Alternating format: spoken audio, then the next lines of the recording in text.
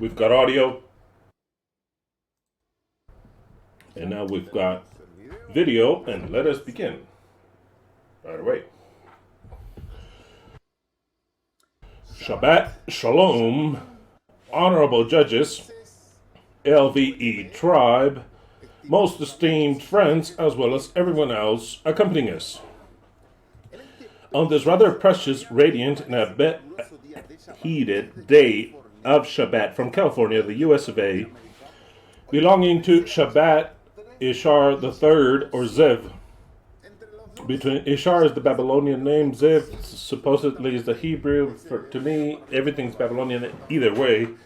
I like Ishar better, but it doesn't matter which name you use, Ishar or Ziv. It's the second month of the year 5993 from creation, corresponding to May 11th of the year 2024, and we're in the countdown of the Omer, week 2, day 14. And now we shall study yet another chapter of Chokhmah and Musar 16, or Wisdom and Discipline 16. I want to know if you can hear me well. We've been trying to better the audio in the best way possible. I'm not sure if we were able to achieve the problem that was misheard. I don't know if we were able to fix it, or can you hear it just like last Shabbat? I want you to answer that. I'm going to wait for you to answer to let me know how you can hear me through this microphone. Let's see. Either way, I'm thinking about buying a different style of microphone. We're going to switch over so that we're going to try it out to see if we can hear if it sounds well. Let's see. Well, if it's some frames being dropped, maybe it's your internet, because here it says that it's all healthy. Very healthy. How do you say it? Very healthy. Very healthy transmission.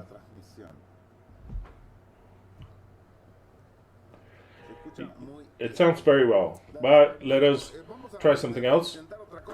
The microphone that I use is called, the style is called a shotgun, because it's long and it's far away, so it takes my voice at a distance of give or take 1 meter. So you can understand a little bit. I was thinking about buying a different type of microphone. There's the ones that are used in podcast and streaming. The ones that use the gamers that play. Not with the whole apparatus that covers your face. But let's suppose that this is a microphone. So then we have to place it on a stand here on the table in front of me. And for it to look kind of like this, I have to speak close to it. If I use that type of microphone, I have to speak close to it. The voice changes a bit if I'm too far away or if I get close, but the voice range is a lot better. It's just that you have to have it up close, like the gamers up close. It'd be something to test out. The one I was looking at that I liked is a model that is kind of expensive.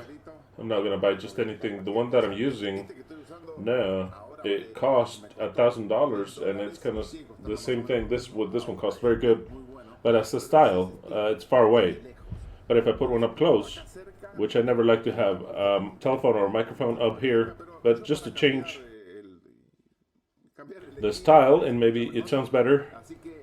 So then I'll buy that this week. Those that want to collaborate, it'll be between 500 and 600 with the stand. Those of you that want to collaborate, you're welcome to do so, because we'll see how it sounds with the issue of whether we'll like it or not. But in order to test it out, we have to buy it. We cannot test it out without buying it. And when I buy it, that's what it costs. It's not a cheap one, but if you want to collaborate, you can write to me and you say this for the mic. So the collaborations are welcome. It'll be like $600, give or take, just to test it out. If it doesn't bother us to have the microphone here, neither you or me, But since I like to hit the table and things like that, and weird sounds, it'll sound very loud when I hit the table and I get upset. That's the thing. That's the thing. But I believe that it'll be pretty good. Maybe it will change things up a bit. So then that's what I have to say about that. Maybe the voice will change. And maybe you can hear better what I'm trying to say, because sometimes you misinterpret. And then we're going to blame the microphone that you didn't hear me well, you didn't understand me well. Exactly. Maybe it's the mic. So then I'd like to change it up. Let's see what happens. Very well. Without any further ado, let us begin with a word of prayer. Beloved Yahweh, we give you thanks for this so precious day of Shabbat. We give you thanks because we are in this countdown of the Omer, that as children we are counting down because we are waiting for you to do something. I'm not sure if you'll do it, but we as children with faith are waiting for it. From you who are our Father, I ask you that you give us wisdom, that you give us intelligence, that you give us even more intelligence, that you give us more wisdom, and that you prepare us for the work that we will do on this land, on this earth. I ask that your Spirit be in every one of your children on this flat earth, and that you can accompany us this Shabbat. And we thank you for all this in your precious name, Yahweh Sabaoth. Alleluia. Did you speak to me?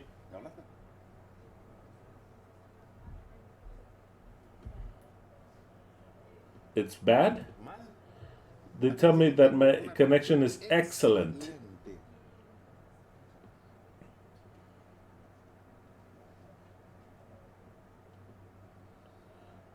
In order to not cut the video off, I have to cut everything to start everything again, right?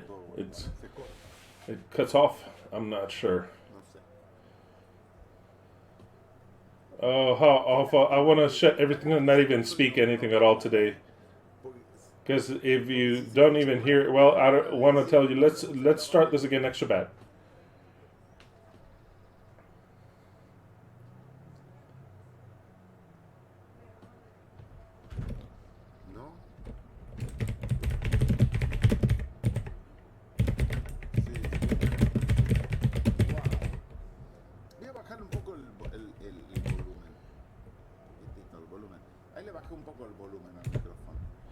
The volume went down a bit there. How awful. It's got that please. Okay, wow. I get so upset. It says we can see it excellent here. Someone says we can hear it very well. They're lying to me, right? I want to say hallelujah to every one of you, and I'm tempted. I'm rather tempted. Let me tell the truth. It's not so loud, but it's so bothersome. Such a beautiful voice like mine. They cannot be heard with that dog shit sound. I want to strike everything and just get a podcast here. Brian, do you hear that little sound they say? We hear your voice loud and clear. Okay, we can hear it very well. It's as if we're right in our home. They're saying, if you were speaking, they're manipulating me. I know, they're manipulating me. Okay. We'll give them a chance. Let us not extend ourselves too much. Let's begin. Okay, very well. Let us begin with the list of the birthdays of the week. So then, let me repeat this again. We'll try to change the audio, and afterwards, I don't know, someday we'll change the camera. The camera that I'm using, that's expensive. It had cost me like $4,000. But they say that it has no light and blah, blah, blah, that it has no picture. I don't know what camera to buy because there's no cheaper than that one. So to tell the truth, I don't know. So then if you want to collaborate, this is for the mic, and then we'll buy it and we'll test it out. We'll risk it having the mic here. Very well. Is it good that I put the volume down, or do you want it louder?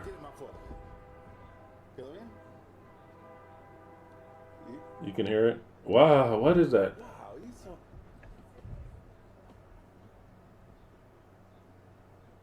Because let me explain. This mic is connected to the camera. So then the camera produces video and sound at the same time, sends it to the computer. That's the system that I think would be the best thing, but either way, we can have a mic, and the mic can mix it, and the computer can mix it from the video that comes from the camera and the audio that goes through the computer. So then, I don't know, we'll buy another mic and that's it. We'll see if it doesn't sound well, or else we'll just shut down the Eternal Show. That's it. If you can't hear me well, then fine. We'll start with the birthdays of the week. These are the members of the Eternal Truth that have had birthdays during this week. Carmenza Montiel, Colombia. Sebastián Triana, Colombia. Gerardo Murillo, Costa Rica. Jose Luis Campo González, Colombia. Gilbert Calderón, the Dominican Republic. Rosa Dina Figueroa de Alvarenga, El Salvador. Eunice Castillo Calderón, Mexico. David Mota, Brazil. Rubizel Sanchez, Chile. Aurora Esparza, Mexico. And Brenda Martinez, who is here present. Every one of you have had birthdays during this week. A very happy birthday to every one of you. Very happy birthday, Brenda. We'll be celebrating your birthday. And Brenda, who was born in Honduras and married a Guatemalan and lives in the United States, prefers the Argentinian food. She brought little sandwiches and Argentinian empanadas to celebrate her birthday. So then today we'll be eating Argentinian empanadas of meat and miga sandwiches. Spectacular. So then that is how we'll celebrate your birthday, Brenda. I shall mention people that I don't have an idea if they're still listening or not. They never collaborate, they don't send greetings, they don't share things of the eternal truth, nor were they in the judgment, but I'll mention them like a farewell, like a goodbye, unless they are listening and they write to me, not in the chat, say, no, Christian, pardon me, I've been kind of disappeared, kind of disconnected, but I'm still listening to you. So then I'll mention these for the last time. If they give me a sign of life, I'll mention them next year once again. But if they don't show any signs of life, they'll be cut off the list of the Lamb. I mean, of the birthday list. They'll be crossed off the birthday list, which has been written since before the creation of the world. So then, these are the people. Emilia Delgado. I have no idea where she's at. If she's listening to me, happy birthday to you, or even if not, then goodbye. She's from El Salvador, but she moved to Spain. She had a daughter, Wilbertito Sucapuca, Spain, and Maria Torin, Venezuela. All three of you will greet you, even if it's the last time. Happy birthday. If you're listening to me, then let me know. If you're not listening, then goodbye. That's the way it is. Gabi pointed that out. He marked them for deletion to not mention them, but I'm going to start to do that, Gabi. You already know that. Those that you don't think that they're still here, you can put them in the last farewell list. And if they show any life signs, then we will add them back up to the list that has been written since before the creation of the world. Farewell. I'll remind every one of you that we've got a free consult, which is called Angelina's Consult, which to every one of you that would like to know why things happen, the things that happen to us in our body, which is something which it's a reflection of emotions that we have or that we've had, and they can be corrected. And if you'd like to know what is happening with you, then freely you can write to Angelina's Facebook, which is in the description of this video. You write to her and you ask for a consult, a free consult. Very well. I'd also like to thank all those of you that remember Angelina and you send her donations. They're very, very much appreciated. Very well.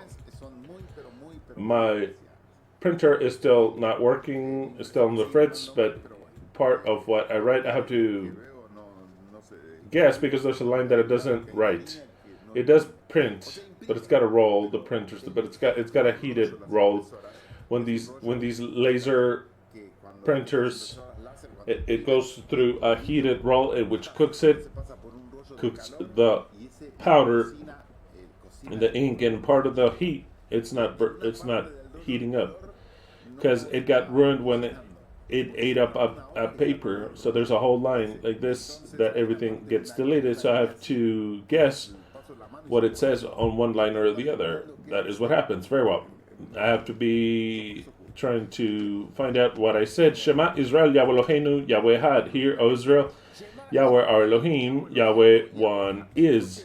And this is the absolute base of any and every truth. If we have not this as an eternal principle, basic, elemental, to build a religion, or the religion, or the beliefs, then we'll err in every other point. Because if we don't understand that God the Creator is one alone, it's not two, He doesn't have a son, He doesn't have a father, He doesn't have an aunt or a divine bride over there that some call her the Holy Spirit. People say whatever.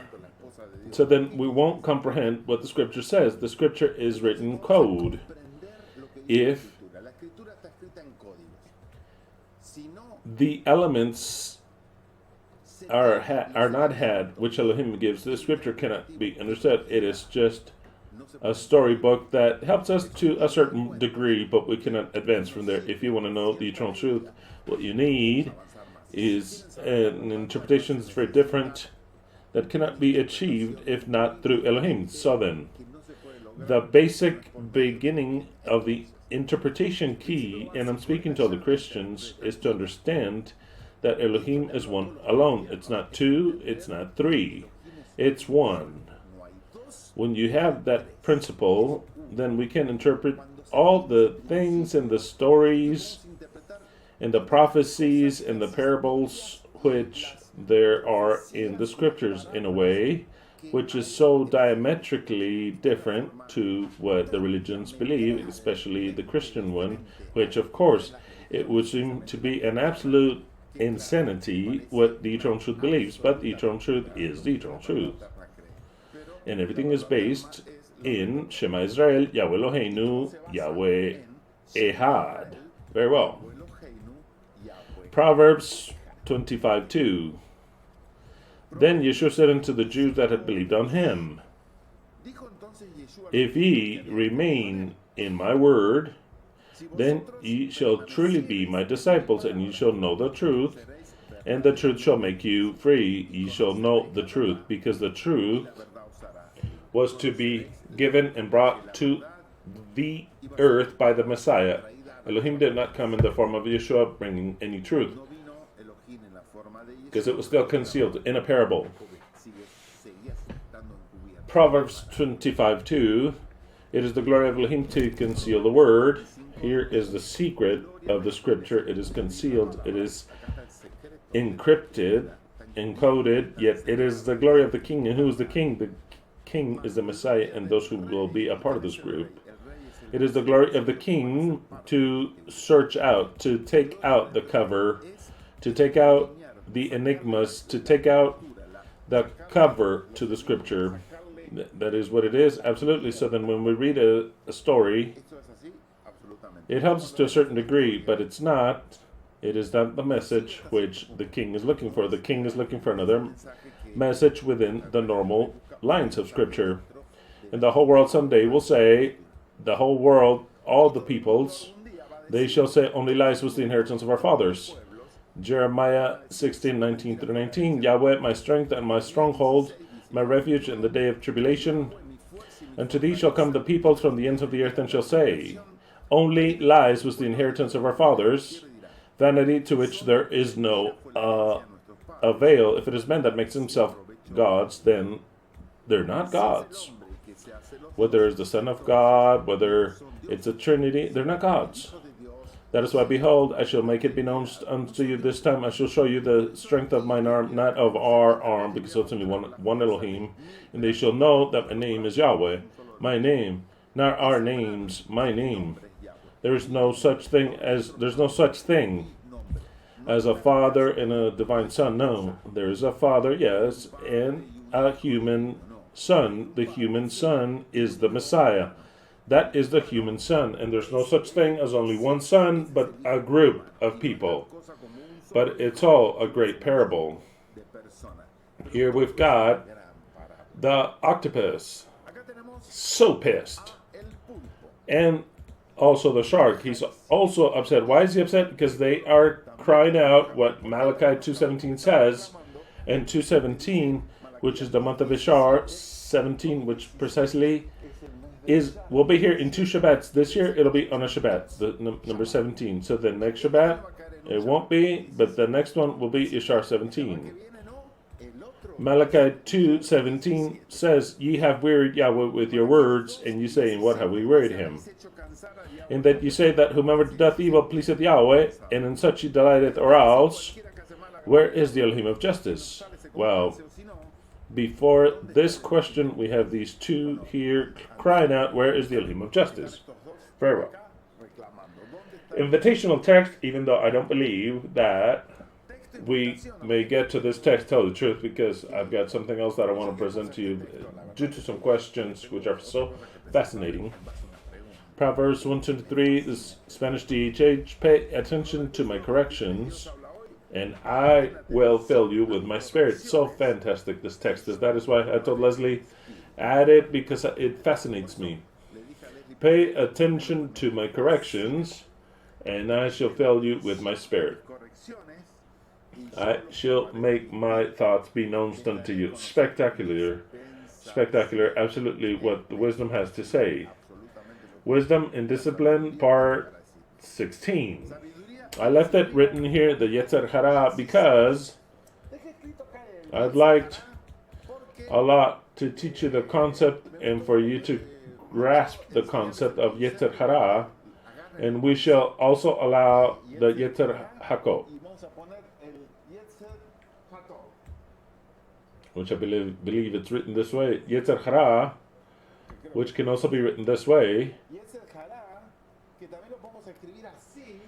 Let's write it in a different way.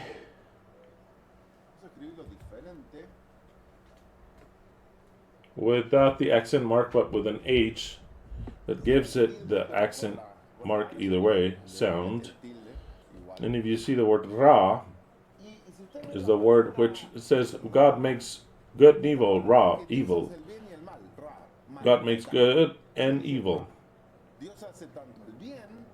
Hara, Yetzer Hara, or Hara, or however you want to mention it, Yetzer Hara, means Yetzer is. Actually, Yetzer is the tendencies per se, a tendency or nature. Tendency or nature towards evil. This is a literal translation. Yetzer Hara is tendencies towards evil, or the nature towards evil, and Yetzer Hatov is the nature inherent also of good. That took place since the moment in which Adam and Eve decided to eat from the tree of the science, the Hator per se, in the Hava, you have both things, the science of good and the science of evil. You cannot have the science of evil, you don't have the science of good. You cannot have it. You have to understand this concept that's so simple to understand for us, but for the entire world, it is rather very difficult to understand. The Jews, or Judaism, understands this concept. You cannot have simply Yetzer Hato, because if you have Yetzer Hato, then you are an idiot. You'll never notice that someone is doing something bad to you, because you don't know how to discern evil. To discern evil, you have to understand evil. And in order to understand evil, you have to have the capacity of doing it. Because if you don't have the capacity of doing it, then you cannot understand it. It is something that you cannot understand, and it does not play an active role in your decision taking or judgment. A judge cannot be hatov only, because he would not understand what evil is or what he did wrong. He would not understand. So then evil is necessary. And like the Jews say, out of both things, of Yetzer Hara and Yetzer Hatov, the most valuable of the two, which is the most valuable? Which would be the most valuable of the two? Which one? Why? The most valuable of the two is the Yetzer Hara. For what reason? Because its power can be used, because it's got a very strong power to do positive things. If you were to utilize the power of the Yetzer Hara for good, you can do a lot more good than with the Yetzer Hatov, because it's got a strength and it's got a spectrum of work, the Yetzer Hara, that it allows you to do things that are incredible. Obviously, I'm entering into things that maybe many cannot grasp. But either way, don't you worry. What's important is to understand that we are made up with these two natures. Christianity teaches that you have to eliminate the bad nature, and that the devil is the one that speaks to you, and he comes and tempts you. That is what Christianity thinks, and they are completely wrong. And when you have tendency towards evil, which you do, and you do bad things because you cannot dominate it, they get frustrated, and he says, I am bad, I am evil. And they even get to suicide, or in the best of the cases, they abandon religion because they say, I have that nature which is evil. God cannot accept me with this nature. My parents already gave him to me. I am like this. This is the way I am. And they make a mistake in that, understanding that we all have that nature, which is not bad to have a bad nature. It is not bad.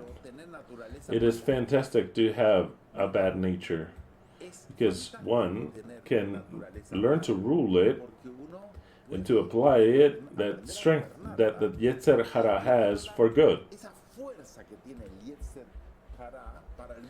That is the strength that makes you win a fight. Hatov doesn't do that. A fight against anything, could be physical or emotional. The Yetzer Hatov does not give it to you. Good is, you mentioned, it's all about good. Evil has that strength. That strength.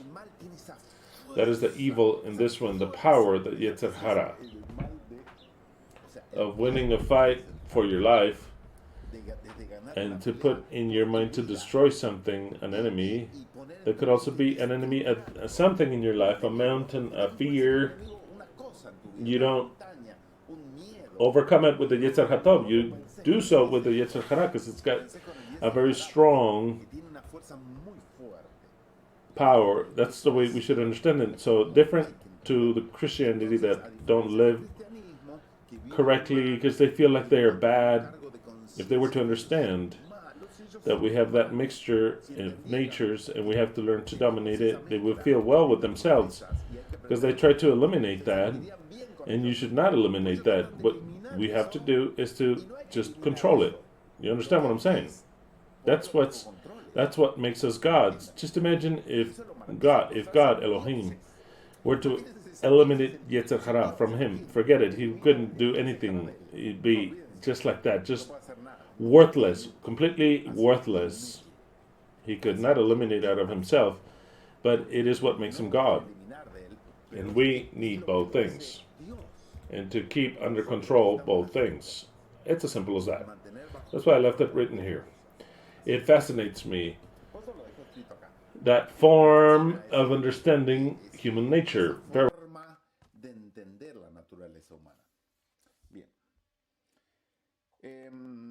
So then,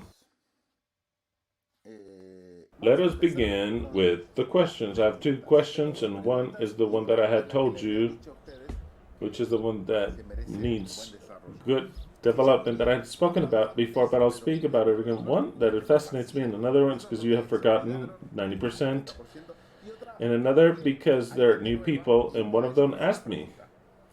The first question that got here late, I hate for this question to get here so late because they had asked me years ago and I answered it in a different way. I answered it from the Toraic side, from the side of the list, not the messianic or intelligent. I answered it in the form that we think in the time. The question is this: if I have a bakery, do I have to close it during the 7 days of Matzot? You could have also a marketplace, and you could be an employee in a bakery. You could be an employee of a supermarket, and you have to deal or sell and touch and smell things that have leaven. Is that allowed? Okay. I want it to be clear, for our position to be clear about the feasts. We are not celebrating the feasts in the form that the Torah says that we must celebrate it. First of all, we don't do a sacrifice. With that, we ruin everything. We cannot say, let's do 40% like it says exactly there, but without the sacrifices. No, because you're not fulfilling them. Part of celebrating Pesach is to sacrifice a lamb. From the moment, and the most important part in Pesach is to sacrifice a lamb. What's the most important part? Because you might say, oh, I fulfill, and I got all the leaven out of my house, and you didn't fulfill dog shit with that feast. You don't celebrate. You don't sacrifice a lamb, and not just you, but there has to be a priest, a kohen, to dedicate it to many other things. You're not celebrating Pesach in the way that the Torah says. So then, in other times, when we were more children, more childlike in what we were studying, I told you, no, it's better that you close the bakery. It'd be a lot better. You have to be faithful to the Torah, faithful to the Word of God, and you should not have any contact, nor sell, nor handle, or fabricate things with leaven. How are you going to fabricate bread with leaven? What type of hypocrite are you going to be? No, it's very different. Hypocrisy is in believing that you celebrate the feast correctly. We already start with that. We remember the feast, and we know that we're going to fulfill them, and with the meaning of the feast. But if you work, or you have a bakery, I don't see any problem that you can make bread. You'd have to be crazy to shut down the bakery just like that, because we're not at that level. Not that we don't eat because it is what we can celebrate. I find that to be correct. But from that to leave your profession or stop working, no, that's ridiculous. So then there answered the question. We limit ourselves only to just not eat leaven. The rest, if we have to work with leaven, we'll work with leaven. There's no problem.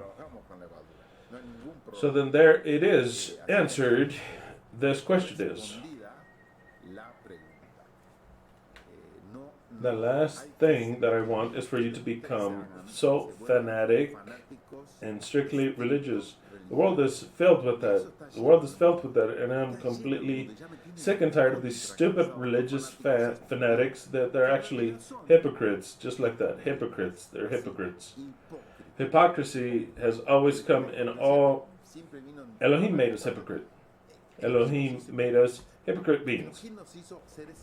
It's part of the religion, because he would make the people of Israel do things which was completely hypocrisy, which is stupid in all aspects. I'm not going to start with details. Humans are hypocrite by nature. They think they're doing right, but they're not.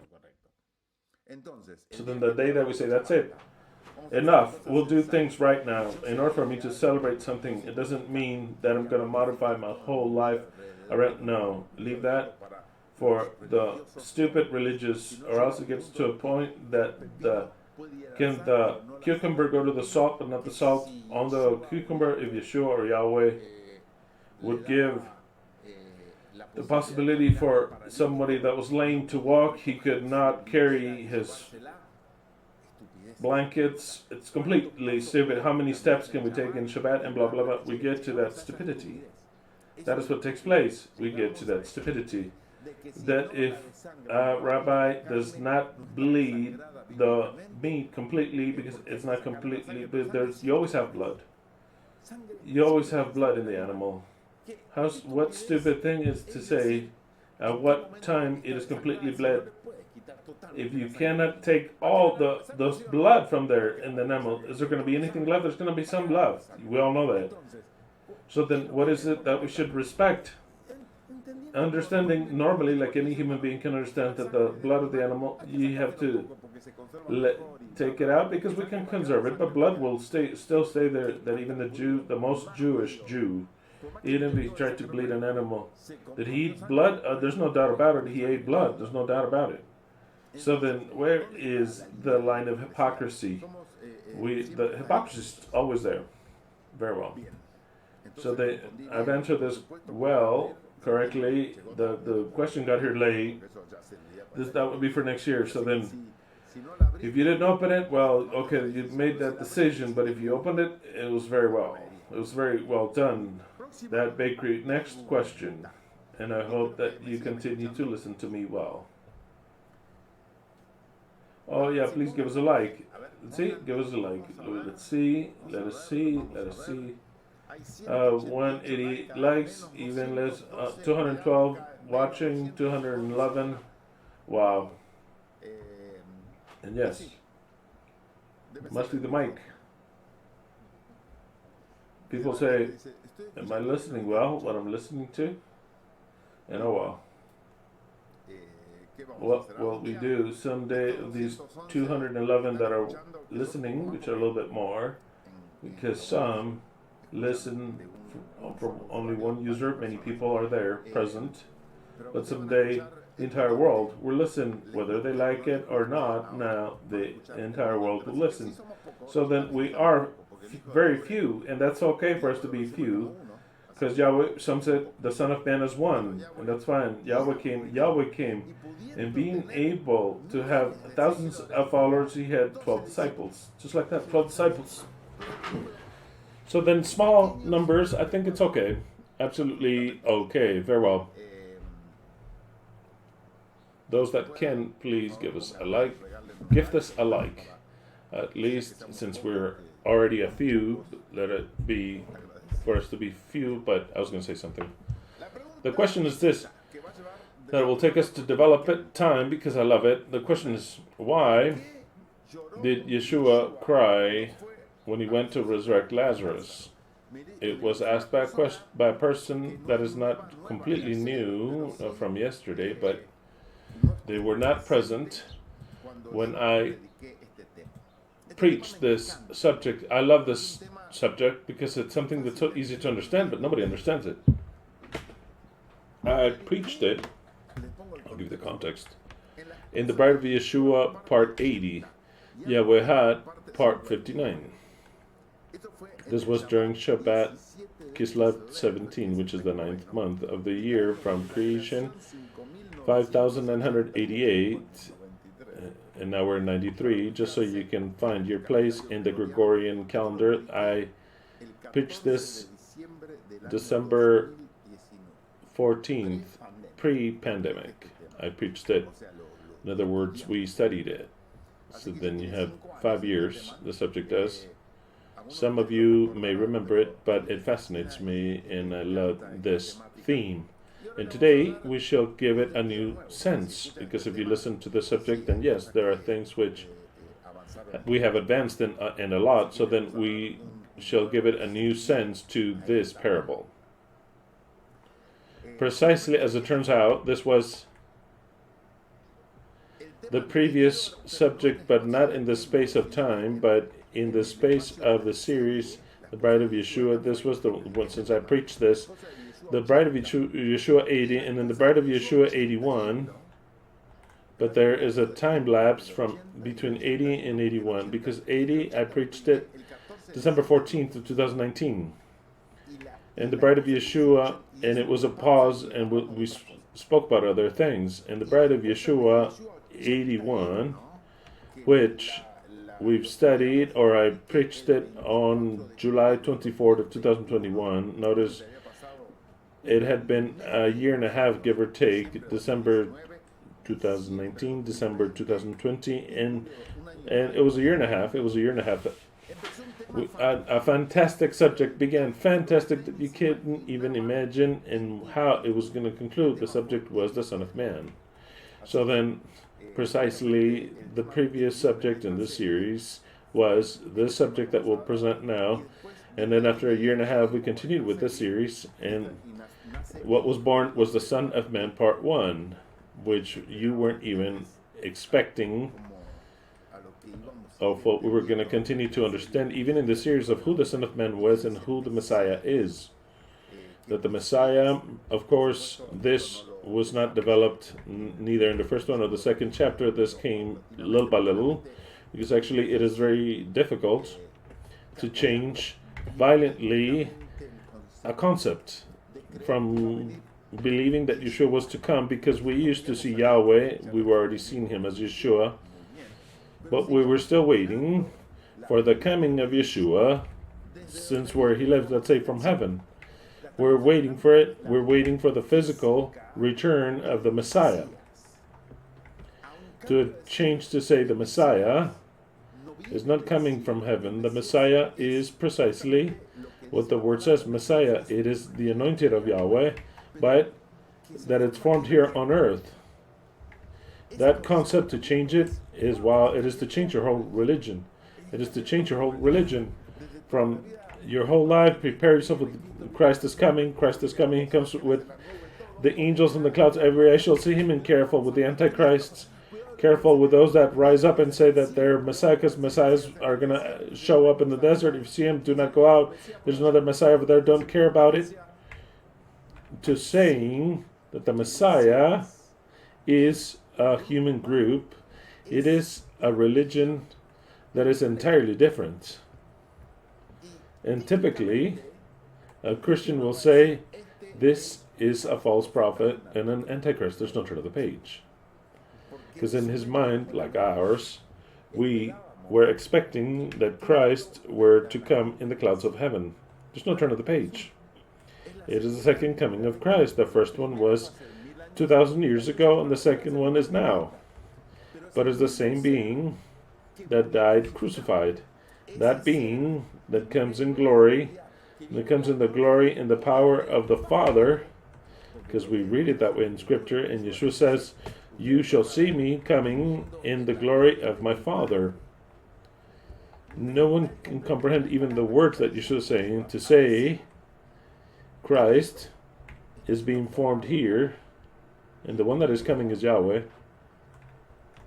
But the coming that everyone is waiting for, the Messiah, it is a religion that is entirely different, absolutely different, and it takes time for that change to take place, because our mind has to erase unbelief, fight in the mind, take that information out, and to accept little by little what this is. It is rather very great. This is so big because everybody is waiting for a Savior. What the last thing somebody wants to hear is that Savior is not coming, that he's looking for a group of people, or not looking for, but he's preparing a group of people to be the Savior of the world. It would seem something insane just to listen to me. It sounds insane, but that is what the Scripture teaches. If you were to understand them well, along with Shemah Israel, YHWH Eloheinu, YHWH Ekhad. And that is what's marvelous, and that subject, that is little by little, started back in the year 2021.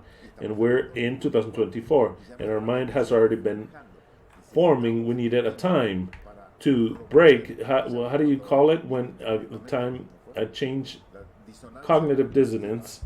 It takes time. It takes time to uproot a lie, to establish a truth. It takes a lot of time. It is easier to deceive and lie than to tell people that they have been deceived. Like Mark Twain said it, I believe that it's easier to deceive them than to tell them that they've been deceived. That is a lot more difficult. And if it was not Mark Twain, either way, I'm saying it. Somebody said it. Somebody said it. I give credit. So then we'll go on to, in order to understand this question of why Yeshua cried when he went to resurrect Lazarus, let us read the chapter that I love, that chapter in John 11. John chapter 11, and we'll begin. John chapter 11, 1 through 55. Reads as follows. Then was sick. In other words, he had a serious DHS, an active conflict, or it was already in resolution phase, but it was on its way out. Then was sick one called Lazarus of Bethany, where Mary, Martha lived.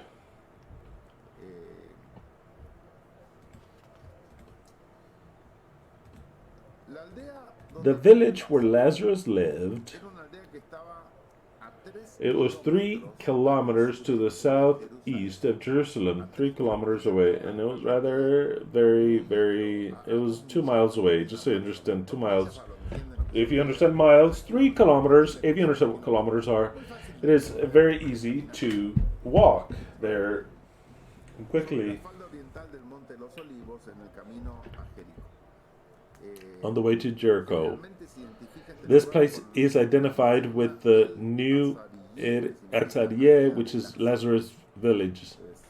This must be in Arabic. YHWH, it sounds like Arabic, very well. That is where the village of Lazarus lived. Who was Lazarus? Who was Lazarus? Does he have anything to do with the Lazarus of the parable? No, absolutely nothing to do with the fact he was a friend of Yeshua, Yeshua loved him a lot. If Yeshua loved him, is because, just so you understand the story, Lazarus believed, supposedly, from what I read here, Lazarus believed in Yeshua. We agree, right? Or else why is Yeshua going to love him? Mary, whose brother Lazarus was sick, it was Mary, Lazarus, and Martha. It was 3 sisters, and all 3 believed in Yeshua.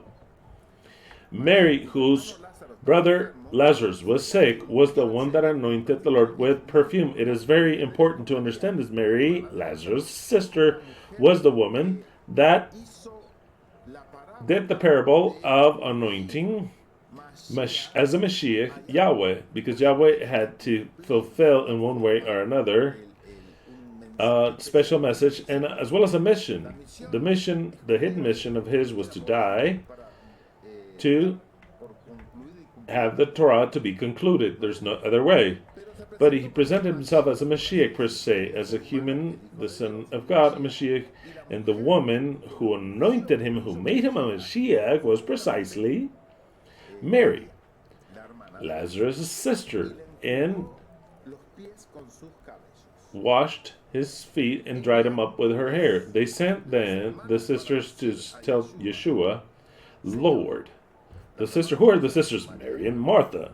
Mary and Martha sent a messenger, and they told Yeshua, Lord, behold, the one that you love is sick. Yeshua, apparently, he loved Lazarus a lot. He loved him, a lot of love for Lazarus, and that is why they play with the emotion. It doesn't come to tell him, look, Lazarus, a follower of yours is sick. No. The one that you love, There was a special love between Yeshua and Lazarus, undoubtable. So then it says, the one you love is sick. Not anyone, the one you love is sick.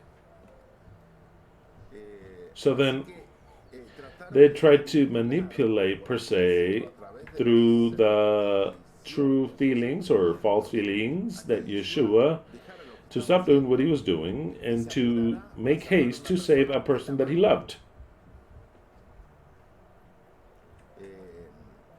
But this is not enough to make Yahweh change his mind. The one that was there was Yahweh, and he had a plan to carry out.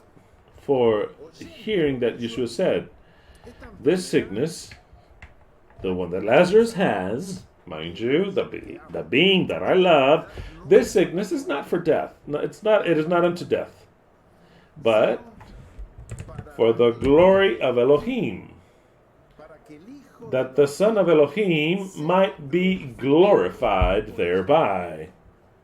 Very interesting. I want you to take into account something which, of course, it is completely different to what I've spoken to you 5 years ago about the subject. I want you to remember, because you already know this, I want you to remember on a permanent basis that the work that Yeshua had as a human being, it is just a map. It is a prophecy of what the true Mashiach or Messiah will do when he comes to earth, when he be revealed with his glory. So then what he was doing, what Yeshua was doing, who actually was Yahweh, under a role, a mask, a cover of a Messiah, when he wasn't, was the work which he wants the true Messiah to understand. The rest will not understand, because the rest of humanity is not a Messiah.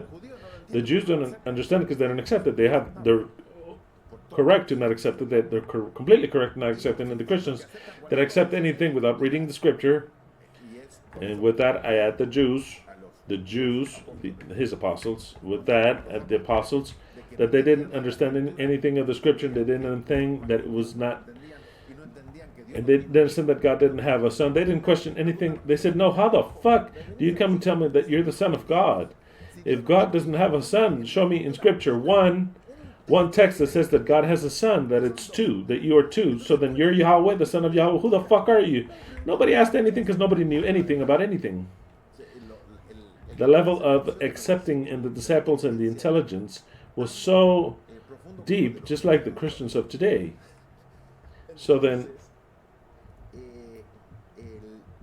I want you to take into account that the actions of Yahweh as a Mashiach, actually, it is just a map, a work plan of the true Mashiach. When the true Mashiach reads this, he says, oh, this is my mission, exactly. I want you to understand that. So then, Yeshua says, this sickness is not unto death. He's lying to them. In one way or another, he's lying to them. Because he did die. He did die. I know he's speaking in parables, but if he says this sickness is not unto death, but for the glory of Elohim, of course, he's hiding. This sickness is not that he's going to die because he's going to die. He doesn't explain that. He's going to die. But it's not the sense for him to die. No. I gave him this sickness, per se, so that he does die, and so then he can show you the glory of Elohim. That is what he's saying. But when you read it or you hear it, you understand another message, because Yeshua would conceal everything he would speak. I want that to be left clear in your mind. He would conceal every word of what he said. This sickness is not unto death, but unto the glory of Elohim, that the Son of Elohim be glorified by it. What is he saying there? Something very fantastic. That the Mashiach, when he starts his work, something which you already know, the most sensational power, of course it's sensational, I have no words to describe it, it is the power of resurrecting someone that is dead. That is what the Mashiach will do, whomever he wants to. So then, it is the key of the abyss. It is the key of the abyss. Why did Yeshua do this miracle? To impress whom? To impress whom? To impress anyone. He didn't earn any followers by this. And in fact, what he achieved is that they killed him. They decided that they had to kill him. So then he knew that he had that end to for them to end up hating him altogether. But which is it? Did he try to make a show of power? No, absolutely not. Just a miracle that made no sense because Lazarus resurrected, but then he died again. As an old man, we don't know when, but he died. Either an old man or they killed him. We don't know what Lazarus, how he died, but he died. So then what is the sense of the resurrection? The resurrection of Lazarus. The sense is to show what the Mashiach will do. There's no other sense but that. So that the Son of Elohim, or the Mashiach, be glorified by it. Why? By this power. When the people see the Mashiach resurrect, barely then will the people believe in the Mashiach. Certain people, not everyone, certain people will believe in the Mashiach. That is what we are understanding of what the story of Lazarus is good for. And Yeshua loved Martha, her sister, and Lazarus. In other words, Yeshua loved all three. Martha, her sister, and Lazarus. When he heard then that he was sick, he stayed 2 more days in the place that he was. In other words, as soon as he received the message, he was very sick. On purpose, he tarried longer. What for? To make sure, or he already knew, to make time, because he had decided that Lazarus was to die. That is clear. It is very clear. It is not things that would happen to Yahweh like while he was here on earth and that were random, Exactly, of course not. He designed all these things. It would not surprise me that he killed Lazarus. It would not surprise me none whatsoever, because he's not gonna, depending on when he was gonna die. No, exactly, he would not surprise me. I understand and I know that the one that did away with Lazarus' life was he himself, because what if Lazarus, maybe humans, random, maybe he would get better. Maybe the sister would say, hey, Jesus is coming, and with that positive vibe, he would get healed, and already all his miracles would be in the trash. No, I'm sure that Yahweh killed him. He had to make sure. Just like he killed Moses, like he killed whomever he wants. Of course, if you read, and if he stayed there, that's when he decided, there's the time that I have to kill him. That's it. Lazarus is over. What church or what pastor or whom have you heard to say that Yeshua killed Lazarus? That is crazy to say that, because everyone says, oh, and Yeshua resurrected Lazarus. But he doesn't go with things randomly. Precisely, he had to die. No, he makes sure he had to die. Like a good author kills the actors when he wants to, and when he wants to, he can resurrect them again. How many times I've seen that they kill some guy and they said, no, he wasn't dying, we acted. The writer does whatever he wants, so then we agree, Yeshua killed Lazarus, his beloved friend, he killed him. Very well, moving on. If you don't understand what I'm saying, you are not benefiting from this story. When he heard then that he was sick, then he killed him. That's what we need. It's not on there, but I complete it for you. So then he killed him, and he tarried 2 more days in the place that he was. Then, after this, he told the disciples, let us go to Judea once again. And the disciples told him, Rabbi, now the Jews wanted to stone thee. We're going there again. He says, they just tried to stone thee, and you, which they didn't understand, you disappeared and you passed through them. I don't even know how you were saved. We don't even understand how. But as it turns out, we're going to go to the place where they want to kill you. Yeshua tells them something which I've already explained many times, but it's fantastic. Yeshua answered, doth the day not have 12 hours? He that is walking in the day does not stumble, because he sees the light of this world, but he that walketh at night, he stumbles because there is no light in him. The important answer here is thus the day not have 12 hours. How do you understand? What do you understand with this? It's all determined. The day has 12 hours whether you like it or not, whether it's light or not. He says, it is predetermined.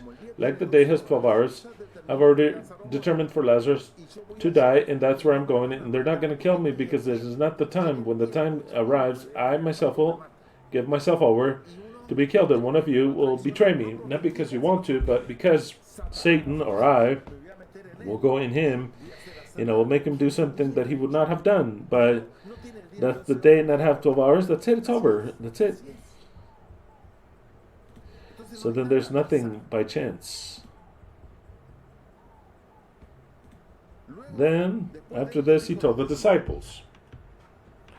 Let's go to Judea again. Okay, I read that part.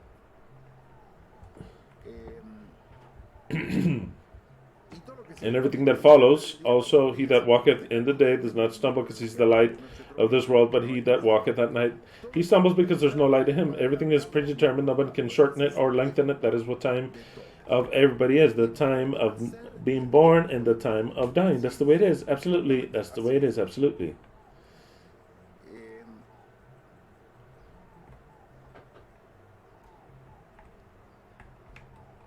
(11) Having said this, he then said to them, our friend Lazarus sleepeth. How did he know? Because he killed him. In other words, he could have known, even though he didn't kill him, of course. I'm not saying that he cannot know all things. He knows all things. But why did he tell him that? Because the same thing as to say, our friend Lazarus, I put him to sleep. That is what he's saying. He's saying, but I'm going to go and wake him. I put him to sleep, but I'm going to wake him. Life is in my hands. I give and I take it away. So then he took away. It is very clear. That's the way it is. All those things that I'm saying now were not in the subject of 5 years ago that he had killed his friend. That wasn't there. It is for the glory of himself and for the glory of the Mashiach, the future one. Then his disciples said, so that you can see that since the disciples and the Christians don't understand a thing, Lord, if he is asleep, then he shall awake. And they understood that he was just taking a nap.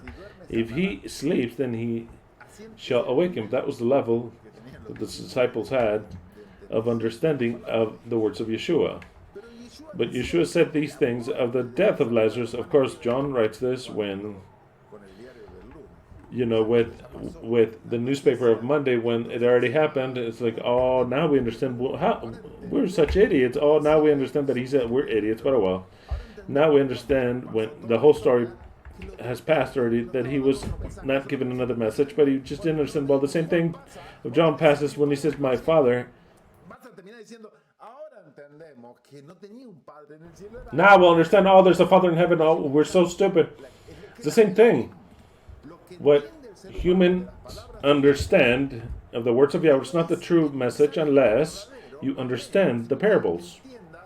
Yeshua spoke in parables. So then all the Christians will say, now we understand, now we understand. Before we used to not understand things. Same thing that John says. But Yeshua said this of the death of Lazarus, and they thought, like them, like the Christians, like the whole world, and they thought that he spoke about the rest of sleep. They believed. Why? Because Yeshua spoke in parables. So then what you hear Yeshua say and what you think could be very different to the truth that is behind, hidden, covered in the message of Yeshua. Yeshua said, Lazarus sleepeth. Everybody thought that he had already been healed. He was just resting. He wasn't dead. The same thing will happen when the whole world understands that the Son of God, it was not such thing as the Son of God, it was he himself in the person. They're going to say, oh, now we understand. So then all the inheritance of our fathers was a lie, of course. We make gods out of nothing, of course. Then Yeshua told them clearly. There he spoke to them without a parable. Lazarus had died. I imagine the shock in the disciples. Just so that they would understand, Yeshua tells them Lazarus hath died. Did he know that he had died? Is because he helped him. Helped him to go to sleep. 15. And I am glad for your sakes, he says. How? Lazarus is dead, and I am glad. Those are the things that are so comical of Yahweh. But the Christians, if they don't understand this, I mean, it's just doesn't make sense. He says, I am happy for you that you weren't there. Excuse me? I am glad for you that we were not there. If you ignorant idiots knew that I killed him, imagine if he said that. I'm glad that we weren't there because I was obligated to clear him. How was I going to kill him? No. Either I had to stay away, so then I'll go resurrect him. I'm happy, I'm glad for you that we were not there. So then Jesus cried and glad. It's like it doesn't make sense. Why did Yeshua cry? He cried for the death of Lazarus, but he said he was glad. He says, oh, Lazarus died and I'm glad. Don't you see that there is a message here that is very intricate and shocking? Jesus did not cry for the death of Lazarus. Jesus was glad for the death of Lazarus because Jesus killed Lazarus.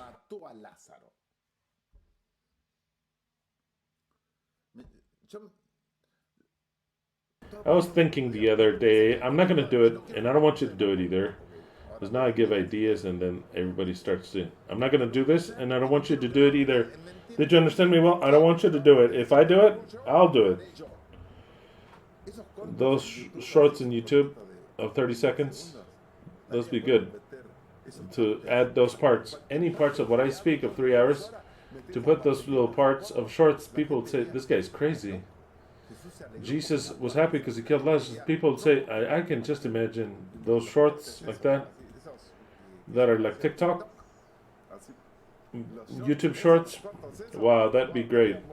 All those little parts, people would say, this is Satan in person. Satan took over like a human body, and it is this guy. Okay. Don't do it, okay? If I do it, I'll do it. And I don't want to for now. It is too much work. Too much work.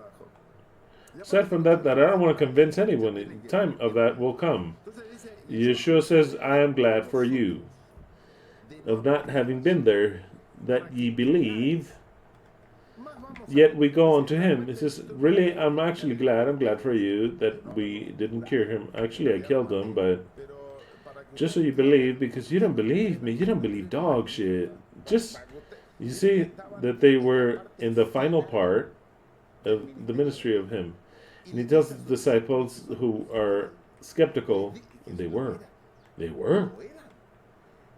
absolutely a bunch of idiots, these disciples were. They demonstrated it when he died, and they all escaped, and they didn't go and watch him resurrect. That is my proof right there. If they had believed on him, how many times did he tell them that he was going to resurrect on the third day? How many times? He told that to them many times. The only one that believed was a woman who went to running in the morning early, and she brought the news to the unbelievers. But the disciples, it was one more of an idiot than the other one. I would not want to work with any one of them. But since Yahweh chose them, he chose them, one the more idiot than the next, because they could not be so intelligent. They were way too intelligent. They were going to question him. You have to understand this. If they were way too intelligent, they were going to start to question him, saying, hey, show me the Bible. No. They couldn't. They had to be brutes. And more brutes than a fisherman. I mean, I don't want to offend any one of you, okay? But these didn't even read the Torah. They didn't understand anything. They didn't understand absolutely anything. They were actual brutes. Just like that. Actual brutes. Brutes and skeptical. When they killed him, they all escaped. They denied him. They were hidden because they were afraid for their lives. And it didn't even cross their minds that he was going to resurrect, actually. In fact, some others were headed, which were two that were following part of his disciples, they were headed towards Emmaus, speaking. They were so sad of the things that had happened in Jerusalem. Some stranger starts to speak to them and says, wow, they were such brutes, these guys were. Complete brutes. Absolute brutes. And the other one says, I know that you've seen this, but I don't believe shit. If I do not touch and stick my hand in his side. I will not believe you because you're brutes, you're liars.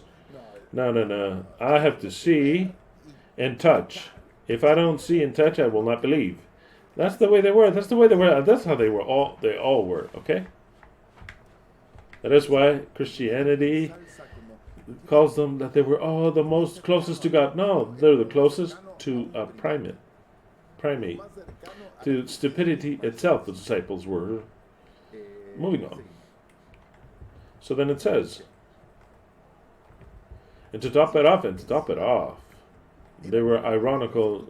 On top of being stupid, they were ironical. Because here clearly it says, I read to him again. So then Yeshua told them clearly, Lazarus dead, and I'm glad for you of not having been there, that ye believe, because you're unbelievers, that ye believe, yet we go unto him. Then Thomas said, the doubtful, to his co-disciples, let us also go that we die with him. And we're all going to die together. It was ironical. Yeah, that way they kill us all. That's what he said. Yeshua said, hey, let us go over there where it's part of Jerusalem to Judea. Let's go to Judea, and then later we're going to see Lazarus. So I don't know why, but he doesn't tell him exactly what he was going to do with Lazarus. He doesn't tell him. Then they had told him before, hey, but how are we going to go back if they want to kill you? They want to stone you. Are you crazy? So then ironically, Thomas says, okay, let's go. That way they kill us all together, once and for all. Let us go. And then they wanted that. No, they wanted that. This was just being ironical. That way they kill us all. We're going to learn to believe in this guy. And then for nothing to happen, let us go. Let us go. And let them kill us all. Once and for all, ironical. Complete ironical of not believing, of disbelief. The guy just said, or Yahweh just said, the day did not have 12 hours. It's all determined. Then came Yeshua, and he found that it had been already 4 days that Lazarus was in the grave. Of course, absolutely, when he told them that he was dead because he killed him. And 4 days later, he showed up. We could see this in one way or another, that the human was dead without any hope. Humanity was dead, and Yahweh appeared in the fourth day of creation to give him life. It is not the physical life as we know it, but in order to give him eternal life, because he had condemned them with the Torah. We could see it in that way also, but it's not important. Bethany was close to Jerusalem, like 15 stadiums, like 3 kilometers per se. And many of the Jews had come to Martha and Mary to console them for their brother. In other words, there was a whole lot of people, and the Jews are so loud. In that time, they would even hire people that would cry so that they would even make even more noise. They would cry and yell. That is how they would conduct a burial. So then Martha, when she heard that Yeshua was coming, she went out to meet him. When they told me, hey, Yeshua's on his way, Martha went out to meet him, but Mary stayed back at home. And Martha told Yeshua, Lord, if you had been here, my brother would not have died. She didn't know the truth. If it wasn't because of Yeshua, her brother would be alive. It's not because if he had been there, if Yeshua had not killed him, his brother would be alive. I want you to understand that this is not by chance, it's not random. Yeshua could not have with something random to go exact. No, Latif does. No. This is not random. Yahweh took Lazarus' life. So then everything that humans imagine of what happened is not the truth. That is why the Christian religions imagine, Ellen G. White would imagine, Catholicism imagines a hell. Everyone imagines things, but it's not the truth. This woman said, if you had been here, Yeshua, my brother would not have died. And that, she believed it by heart, but she was wrong. If it wasn't because Yeshua who killed him, her brother would be alive. There's no need for him to even go there. Look, if this woman had known that he killed Yeshua, that he killed Lazarus, what would have happened by the mind of Martha if he had said, no, Martha, actually, I assassinated your brother? What? I don't know if she would have believed him. It does not enter into the mind. I don't know if you even believe. Let's start with that. The Taparav, she complains. In Taparav, Yeshua says, if you had been, she complains to Yeshua, it was your fault. Martha says, it was actually your fault because if you had been here, my brother would not have died because you would have healed him on time. But you're irresponsible because you were not in the adequate place at the right time. If you had been here, my grandma would not have died, my dad wouldn't, or my mom. So then everything changes, but it isn't so. It isn't so. Absolutely, it isn't so. But she blames him directly. If you had been here, he would be alive. But also, I know that everything that you ask of Elohim, Elohim will give to you. Wow. This is marvelous for us. Very pathetic for her. Why? Because here, she says clearly that Yeshua was not Elohim. Martha tells Yeshua to his face, who is Yahweh. She says to him, but I also know that whithersoever that ye shall ask of Elohim, you're not Elohim, but if you ask Elohim, the true Elohim, something, Elohim will give it to you. And if he gives it to you, you give it to us. Notice how clear is that they didn't understand anything, because they accept a being that said he was the son of Elohim, where in the scriptures says that the Elohim is a son doesn't exist. But Martha says that he was not Elohim, that he was only a Messiah, a man who had to ask Elohim, and if Elohim wanted, he would grant it to him, and he could grant it to them. In this case, resurrect Lazarus. Yeshua said unto her, Yeshua tells her something that not even she understands, but Yeshua answers, your brother will resurrect. Yeshua, in the short answer, says, actually, I don't have to ask Elohim anything, now I'm Elohim.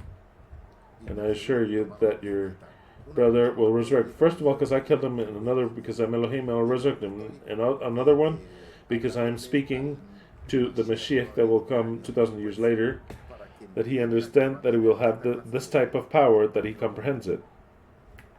All that is, in that answer, Martha said, I know that he will resurrect in the day of resurrection, in the last day. I know he'll resurrect. Martha didn't understand a thing, that he was saying that he would to resurrect now, but that he was going to resurrect in the end of the world. Martha says, I know that he shall resurrect in the resurrection in the last day, in the final day, in the end of times. Someday he'll resurrect. Yeshua said something which I want to highlight. I am the resurrection and life. I am the resurrection and life. Very well. Is Yahweh the resurrection and life? No.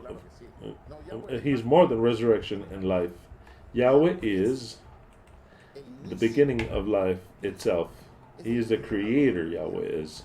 Yahweh is not the resurrection. Yahweh is the creator. He is more than simple resurrection and life. Yahweh is the giver of life, the initiator of life. But here Yeshua speaking as the Mashiach. These words were said by him. He told them to Martha and made John write them, that when the Mashiach reads this, and we are precisely in the school of the Mashiach, that he understands that someday when they give him the keys of the abyss, the Mashiach will say, without any embarrassment at all, and with complete convincement, just like Yahweh, who was Yeshua, said, but the Mashiach will say, I am the resurrection and life. That's what the Mashiach will say.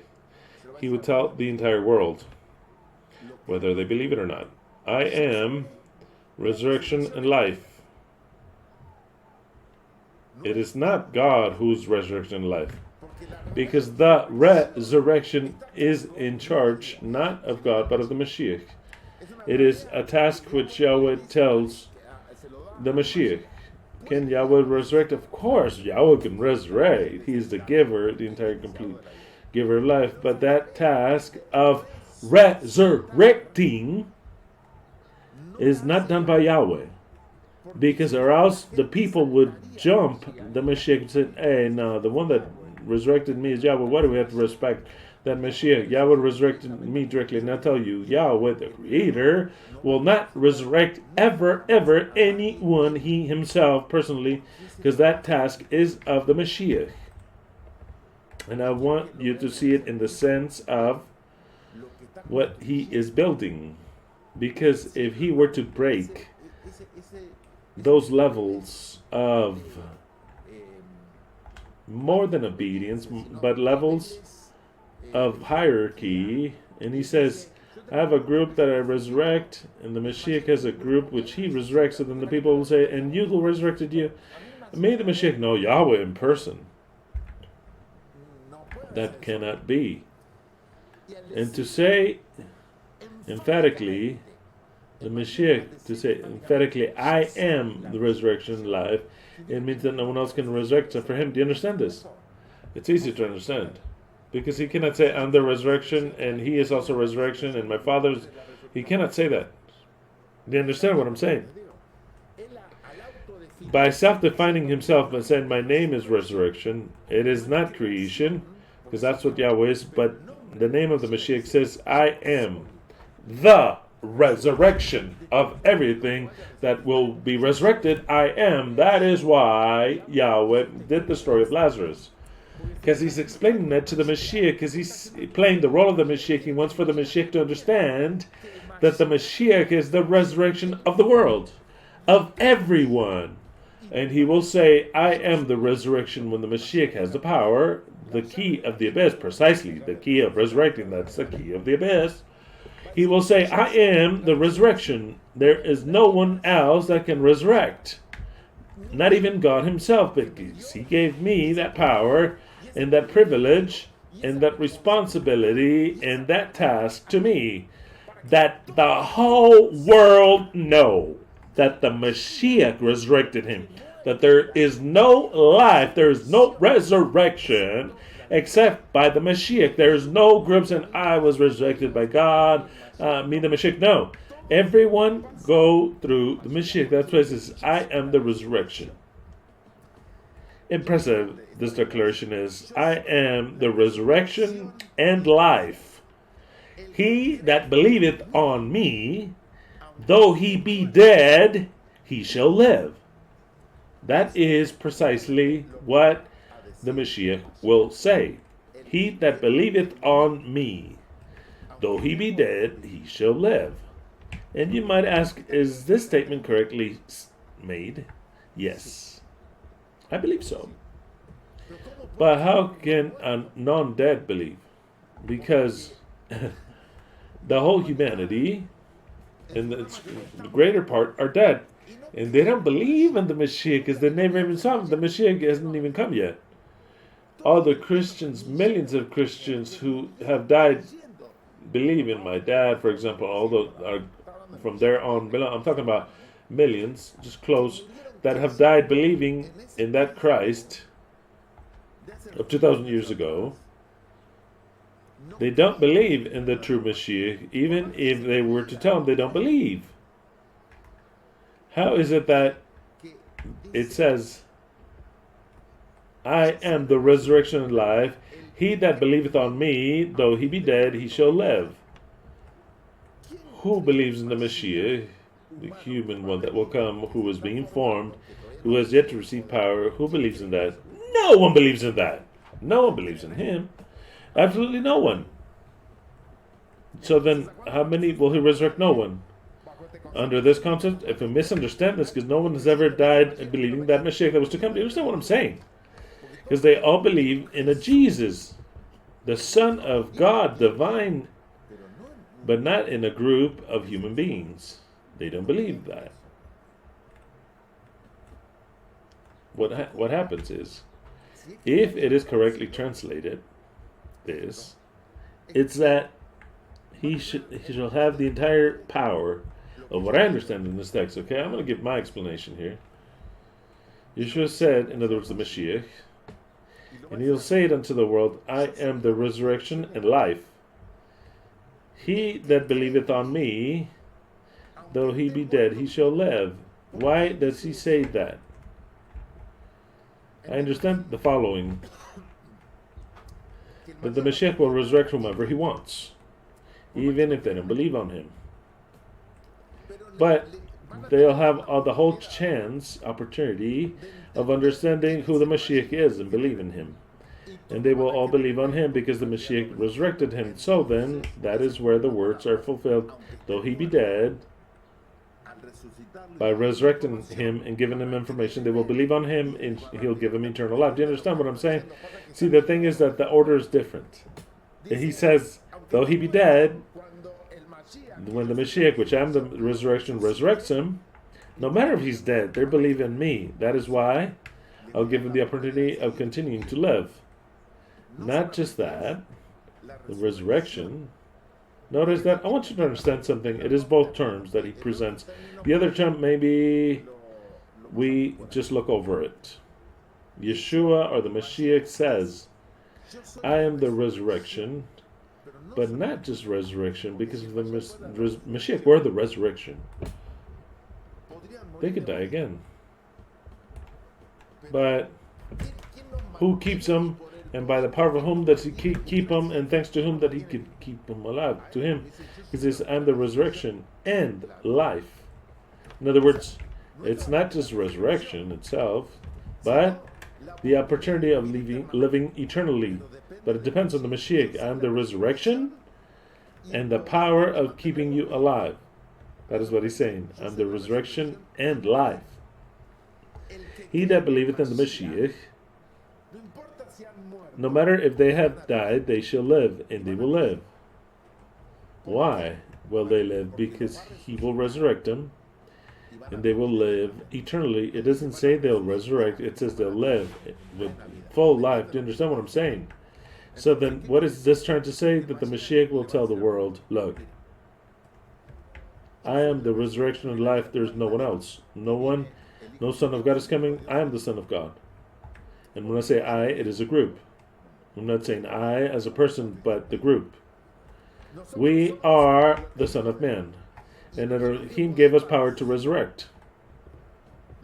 Those who believe in us will live eternally. If you're already dead, we'll resurrect you. And you'll have the opportunity of knowing us, of believing in us, and living eternally. And someone could ask him, okay, those who are already dead and those that are alive now, what happens if we don't believe in you? Because one thing is that Mashiach can resurrect them. Of course, they're going to believe on him. Whomever that is dead and somebody resurrects you, you're going to believe. Whatever. What you least expect, he says, I resurrected you. It is absolutely clear that they believe on him because he just resurrected him. Do you understand? If you don't believe on me, then we'll see where he was. Immediately you'll see where he was. He says, no, we'll believe on you, obviously. Do you understand the logic? Who, having been resurrected, will say, I don't believe in you. Then go back to where you were, to the non-existence. And let's suppose that he gives an example, and he returns somebody, our entire group, back into the dust. Those that see, they'll say, wow, of course this guy is what we believe, because it's the power of returning to dust and resurrecting. And he resurrects them. Are you going to believe now or not? And then they'll say, but of course, we don't want to go back to the dust. Okay, now we believe. Okay. So then it is important that you understand that the Messiah is resurrection and life. Not just resurrection. It's not in charge of Elohim, but the Mashiach is in charge of it. And those that believe in the Mashiach, no matter if they are dead, they will be resurrected and they will believe on him. 26. And here comes what is absolutely mistranslated, and it just upsets me, because a Christian with the Christian mind said this, since it was not fulfilled, nor when Jesus was there, nor now. We have to turn it around. We have to do it on purpose because this was not fulfilled, and it wasn't fulfilled. So then how do we end this? Those are one of the most marvelous things, what I'm about to explain now. In the Spanish RV 1960 says, and whosoever that liveth, not of the dead, that liveth in this time, when the Messiah is speaking, he says to Yeshua, to Martha, and whosoever that liveth as you, Martha, and believeth on me, and believeth on him that he's the Mashiach, that he's the resurrection and life, shall never die eternally. Do you believe that? Believest thou this? Wow, this is a lie, because it doesn't say that. A Christian added that. And whosoever liveth and believeth on me shall not die eternally. Do you believe this? I don't believe it because it is a lie. It doesn't say that. Scripture doesn't say that. Some Christian grabbed this and turned it over. Do you want to know what it says? Very few Bibles, but many, dare to write what it really says. But what it says makes Jesus of 2,000 years ago a fake. A warning. If they were to translate this correctly, then Jesus, who came 2,000 years ago, is a fake Messiah. And that's what it is, a fake Messiah. Because he wasn't the Messiah, he was Yahweh. Look at what it says, well translated in any version that dares to translate it. Let us go to the Jerusalem 2001. And whosoever that liveth, and he's living, okay? He hasn't died, he's living, that liveth and believeth in me shall never die. Wow. Believest thou this? He tells Martha. Look at how it says in the Spanish DHH. Now we'll go over it even better, a different version.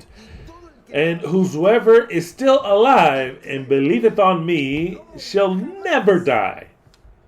Look at how it says in the Kadosh, Messianic Israelite. And all who live trusting in me shall never die. Can you believe this? The thing is, at Lazarus, we have many different subjects. Lazarus just said that he believed him. Yes or no, that he was his friend, that he loved him, believed on him, but he died. Believing in him didn't help him. He died. Because it doesn't say. I want to highlight this because maybe your mind has not grasped what I'm saying. And I'm not going to blame the mic. In the Spanish DHH, it says something very different. It says, and whosoever that liveth and believeth on me, like your brother Lazarus, shall not die eternally. In other words, he will not die forever. Someday he'll resurrect. And the Christians say, yay! All who have died. Of course, because Jesus came. Of the Christians, Jesus came and he died and left. Resurrected and left. Whether they believe him or not, there's not one alone that lives of 2,000 years ago, or yes, they all died. His disciples died. They all died. So then what did they do? The Messiah was fake because they all believed on him. In fact, all of now the Christians are still dying. So then how do we translate this? Because Yeshua just said that if you believe on him, you're not going to die. And they all die. It's a fake Messiah. So then say, don't translate it like that. Translate it in a different way. Translate that all who believe on him will not die eternally, but will be resurrected someday. And it will give them hope. But it's not what Yeshua said. He says, look, if somebody is living and they believe on me, he never again dies. He doesn't go through death. Wow, that's marvelous. Those are marvelous news. But it wasn't fulfilled with Jesus. Do you understand what I'm saying? Do you understand? Or does the microphone not allow for you to understand? Then Jesus of Nazareth was a fake Messiah. Is that clear? Yes or no? I mean, this is good for a clip. I mean, this guy, Jesus of Nazareth, is a fake Messiah. He didn't save anyone. He did not even achieve that even by believing on him for one to not to die. They all die. And he says that whomever that believeth on me shall never die. Believest thou this? And Martha answered, yes, I do. I believe this. I believe it. But the message that he's sending to the Mashiach. Okay. This is enough to determine that Yeshua is not the Mashiach. Because whether they believe on him or not, they all die. Lazarus, whether he didn't believe in him or not, or he died believing on him, contradicting his own words, saying that whosoever believeth in me shall never die. And they all died, absolutely every last one of them. So then Yeshua HaMashiach is a fake Mashiach. Because he was not the Mashiach. And it is not that Mashiach that's coming. So then,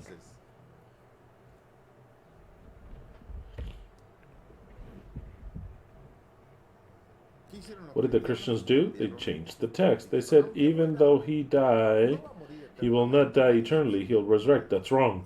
Yeshua is saying what the true Mashiach shall say when he comes to earth. And that is what will take place. This is marvelous. This is what will take place. The Mashiach will say, I'm the resurrection and life. All those who are dead, I will resurrect them, and they will see that they'll believe on me. Now you who are alive, those who are alive now, millions of you alive, if you believe that we are the Mashiach, you will not die. They'll be protected by us, but you have to believe. What do people do? They're not going to believe shit. Some may, I hope maybe, many believe. Some will believe and others won't. But some will believe. And those who do believe in the Mashiach will know if they believe truly or it's just because of something he knows, because his Mashiach exactly. Then it'll be fulfilled textually, these words. But that is why he said them. That the Mashiach can read them and learn in a school of how the Mashiach should act. So the Mashiach says, now I understand. This is the message that the Mashiach will give. I have the power to resurrect and the resurrection of life. And from here on out, those who believe in this group. No, that you're fake Mashiach, you're the Antichrist. Okay, that's fine. Believe whatever you want. But those who believe in this group will not die ever again. Those who don't believe will die. It's as simple as that. This is what the Mashiach will say. And all who are still alive listening to this message and believe on me shall never die again. Believest thou this? He will tell the multitudes, do you believe this? And everyone will have to decide. But the Mashiach has yet to come. That is why there are people that can die, believing in the eternal truth, because the eternal truth is not the Mashiach yet. It's not. The Mashiach has to be anointed directly by Yahweh. He has to declare, my son art thou, today I give thee the decree. In that very moment, when he receives the key of the abyss, in that very moment, that is when whoever believes in that Mashiach, don't even mention it, not forget about mentioning the Mashiach, he's the resurrection and life. Still, the Mashiach that is being formed is not resurrection and life yet, but he will be resurrection and life when he receives the key of the abyss. But in that time that he is the resurrection and life, he'll have a message to all the world, to all the religious and non-religious. Those who believe in this group have eternal life and they will not die. Those who don't believe will die. It's as simple as that. You choose.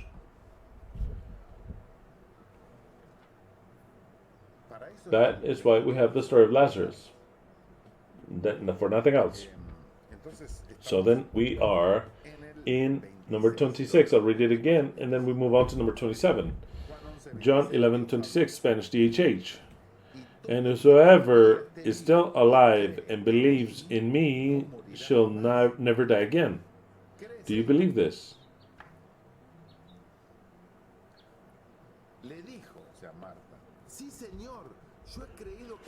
Martha said unto him, yes, Lord, I believe that thou art the Mashiach. That's the problem. He was not the Mashiach. He was Yahweh, who came under the function of annulling the law. He came with the function of doing away with the eternal death determined by him from creation, because the one that would do certain things that he placed in the law, he had to die. There's no redemption, nothing. So then, to do away with that law, the author of law had to come and die for it. And that's it, sovereign and free humanity, and that's when the Mashiach could come.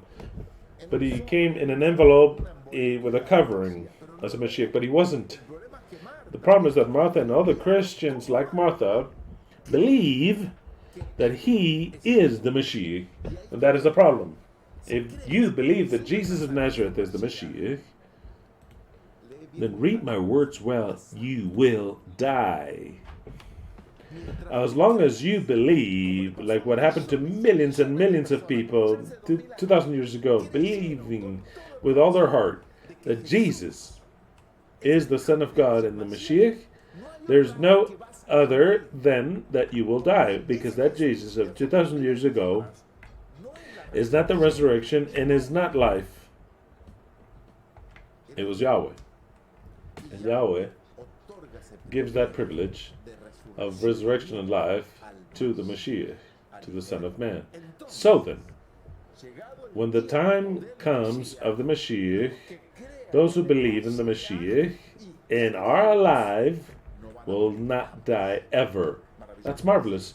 I mean, it's completely hair-raising what Yahweh is teaching us for those that have ears to hear. What was the problem, Martha? That she misunderstood the being that was in front of her. She could not see him, and it was not for her. It was not for her time. It was not. She was not a part of the Mashiach. So then, she would only see a Mashiach. Yes, Lord, I have believed that you are the Mashiach, that you are the Christ. That's the problem.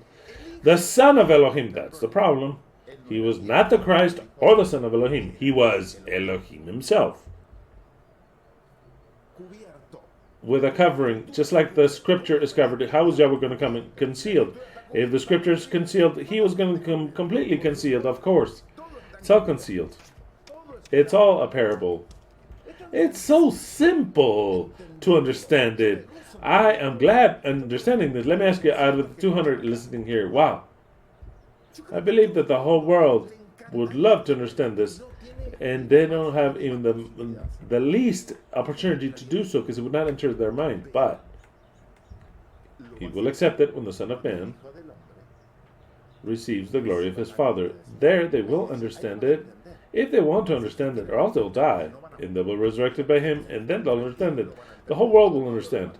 But just imagine if the whole world will understand this now. That would all be the Mashiach. That's a problem. There has to be more Indians and one cacique, which was the master back then, the Spanish master of the Indians back then. That is the way the way of the parable. It'd be too many caciques and not all that many Indians. Yes, Lord, I have believed that you are the Christ, the Son of Elohim, that has come into the world. I've believed it, but I'm an idiot, but I haven't understood a thing, and I will die. Even if I believe in you, I will die, just like my brother died and he believed on you. But to the truth, we misbelieved, and that's true. They did misbelieve because they weren't going to be a part of the Mashiach, and that's the plan. I don't condemn her, but that is the plan. That is why all of Christianity is doomed to death. They were doomed since they were created, but it's necessary. Christianity is a blessing, of course. They had to spread out the whole seed, but the only chance that Christianity and Judaism has, the Muslims and atheists completely, is to believe in the Mashiach. They will all have to believe in only one Mashiach. Only one. Because he is the resurrection and life. No one can get to Elohim. It's not through the Mashiach. No one. Mashiach is the truth, the path, and life. That's the way it is. Just like that. Straight. There's no other way.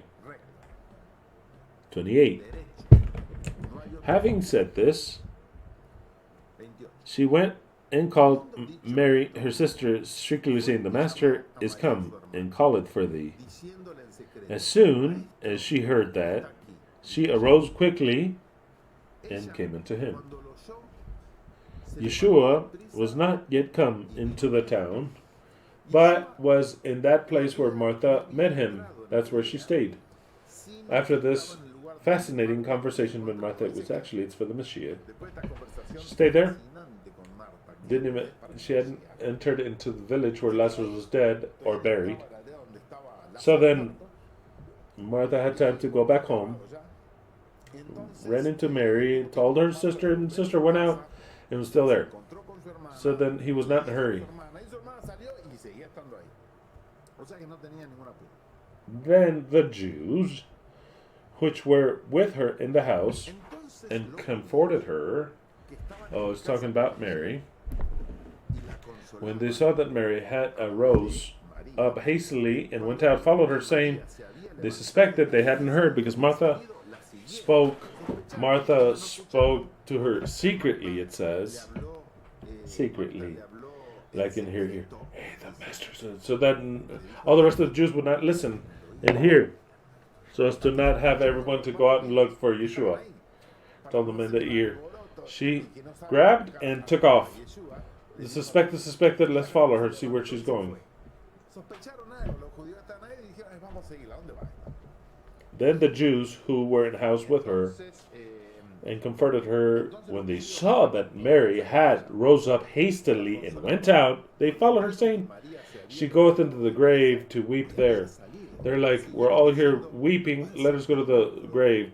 They misunderstood that they were going to there, so they followed her. Then when Mary was come where Jesus was, and saw him, she fell down at his feet, saying unto him, Lord, if thou hadst been here, my brother had not died. Once again, another one blaming him, saying, it is your fault, Lord, because you didn't come on time. It is your fault because you were doing something else when you should have been here.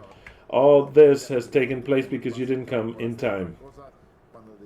Yeshua then, by seeing her cry, imagine this scene. Here we get to the heart of the subject. Why Yeshua cried. Yeshua then, seeing her cry, and the Jews that accompanied her also crying, his spirit was shaken and he was moved. And here the Christians always told me that since Jesus was human, the feelings and human emotions were with him. Of course, he saw the pain for having lost his friend Lazarus, and Mary crying, and the Jews crying, and he started to cry also by sadness because he was a human being, and he had his feelings, his little heart, like they say. She had a little heart. That is how some employees would say when I would tell them, hey,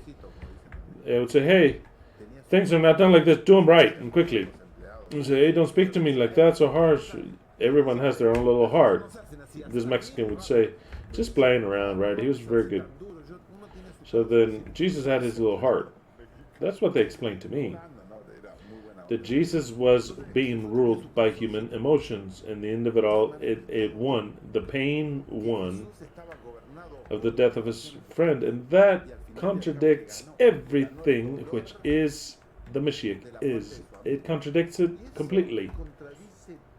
After having told his disciples, I'm glad that I wasn't there, I'm glad this will happen so that you believe in me for the glory of God, so that God can demonstrate his glory, and blah, blah, blah. And then he finds Martha and says, I am the resurrection and life. He that believeth on me shall never die. And those that are dead, I will resurrect them. They'll believe on me. So that for Mary and the Jews to come crying and then for him to start to cry, that contradicts the whole previous message. But when we understand that Yeshua is the one that did away with life of Lazarus, when we understand that he did that for us to show a map, a story that the Mashiach 2,000 years later had to study and understand what was his main function, the resurrection of life, and to believe on him, not in the Torah, not in Moses, in him. And there is no No one's saved, but if it's not through the Mashiach, believe it or not, whether it's still difficult for you to understand, then he did this whole story. How can he start to cry and for emotion to beat him? It makes no sense whatsoever. They also told me that he cried before life, it's with death itself. The reasons that I'm giving is what I have heard in my life, that Jesus, by running into death face to face, and how deplorable and how sad, absolutely nothing to do before the impotence before death, the feeling beat him, and I'm talking with feeling, human being of Jesus, made him cry. That's a lie. He just told him that he's the resurrection and life. How's he going to cry for that? His disciples, he said, I'm glad. Now he starts to cry? Also, I've heard that he cried because sin is what brings death. And because it's all a short sermon, and I've heard many that because of Adam and Eve, the disobedience to the good and holy of Elohim, it brought about something which is so terrible, which is death. Because they ate of the fruit. And that death was the inheritance that we all had, aside from all the curses. So then he cried before the human disgrace of the consequence of sin, another lie. Pure sentimentalism that only a stupid Christian could believe. Why? Because sin didn't bring death. I've said it many times, but I'll repeat it again. Sin did not bring about death. What brought death was the word of the Creator. He brought death. Sin didn't bring death. To break the law of Elohim didn't bring death. The death was given by Yahweh when he said, you will die, surely. You son of a bitch, you will surely die. Sin did not bring pain in the bearing. It says, women shall bear their children with pain. Sin didn't bring all the weeds in the field and thorns. He said, now the field will produce weeds and all types of bugs that will eat. It's going to cost one egg, one ball, one testicle, and half of the other. You're going to have to do all kinds of things. Everything that I created will be against your harvest.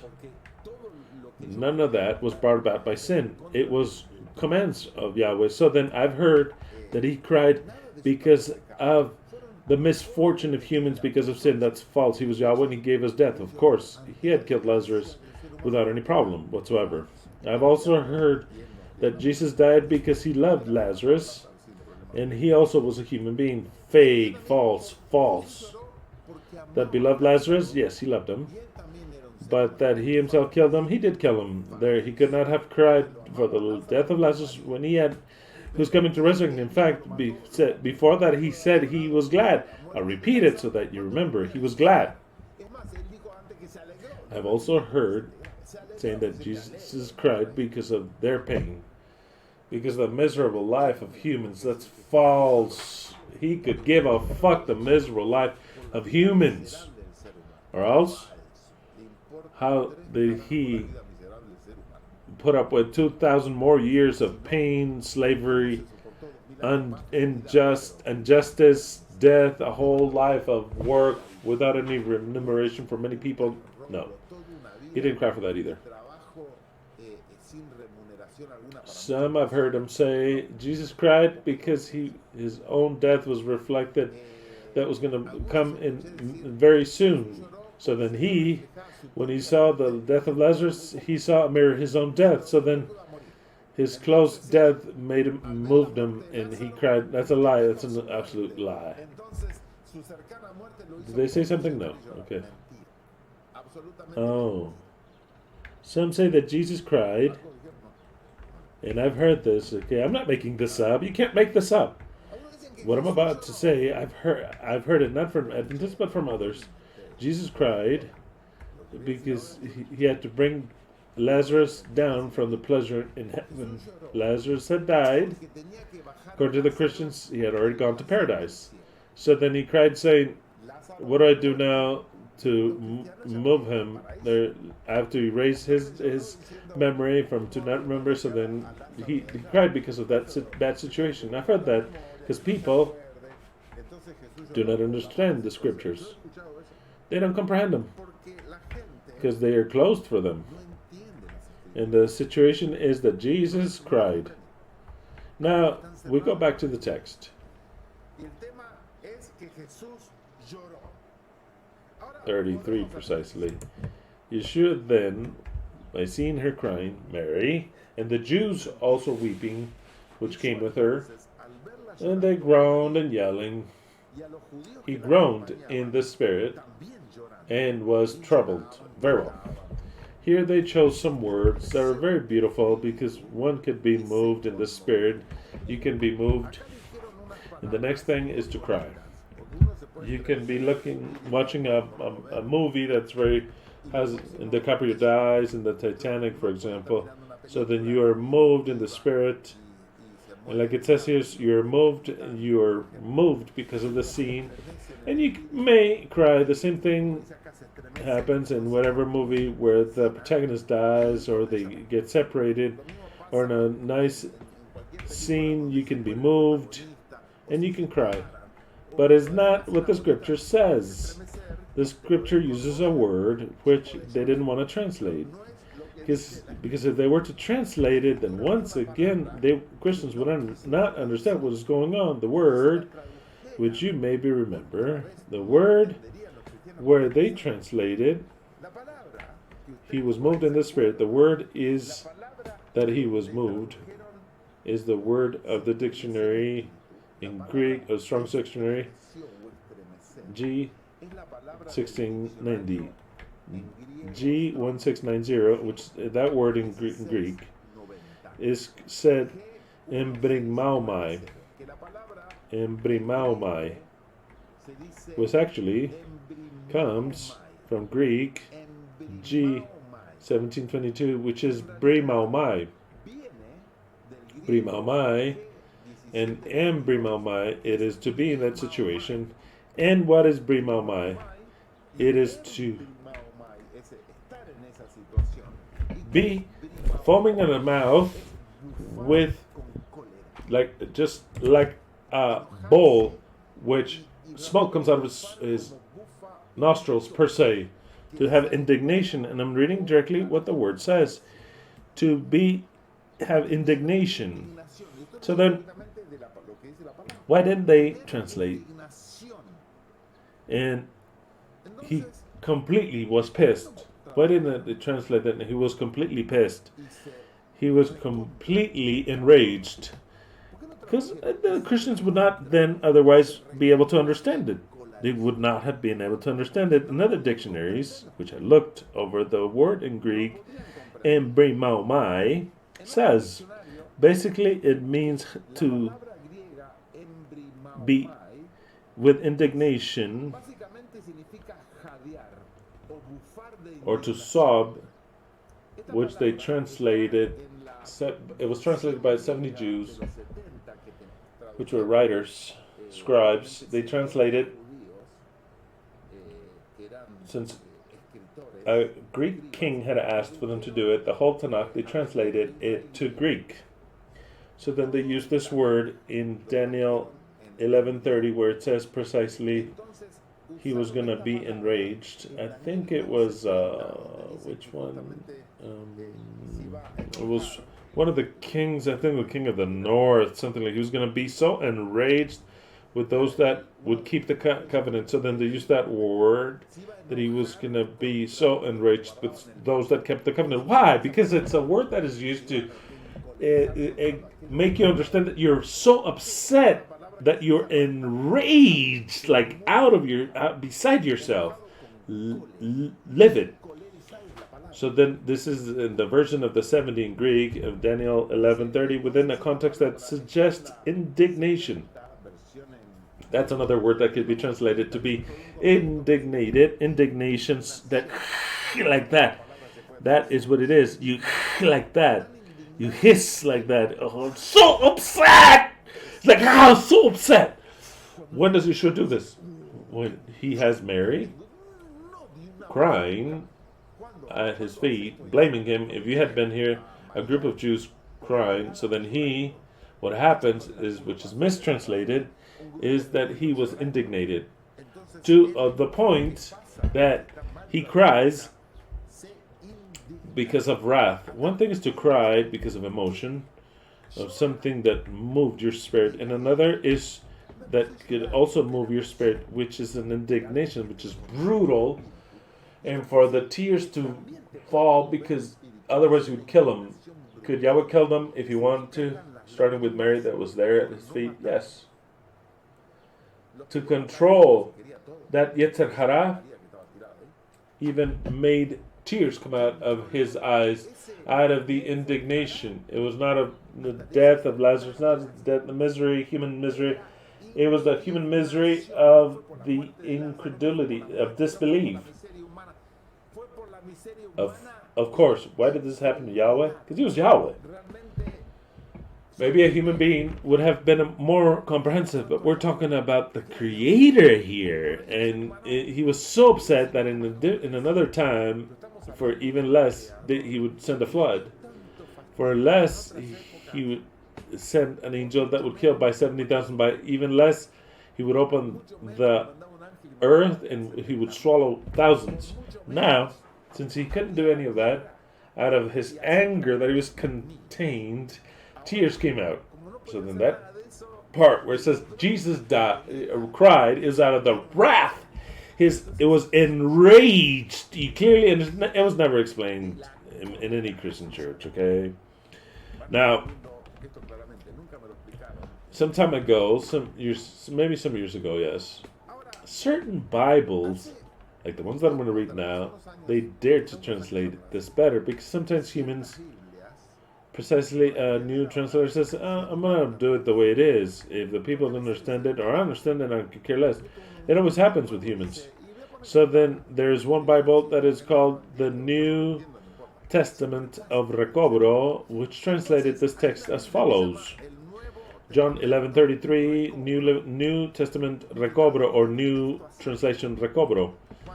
Jesus then, by seeing her crying, and the disciples that were accompanying her, they also cried, he was indignated in his spirit, and he was troubled. Wow.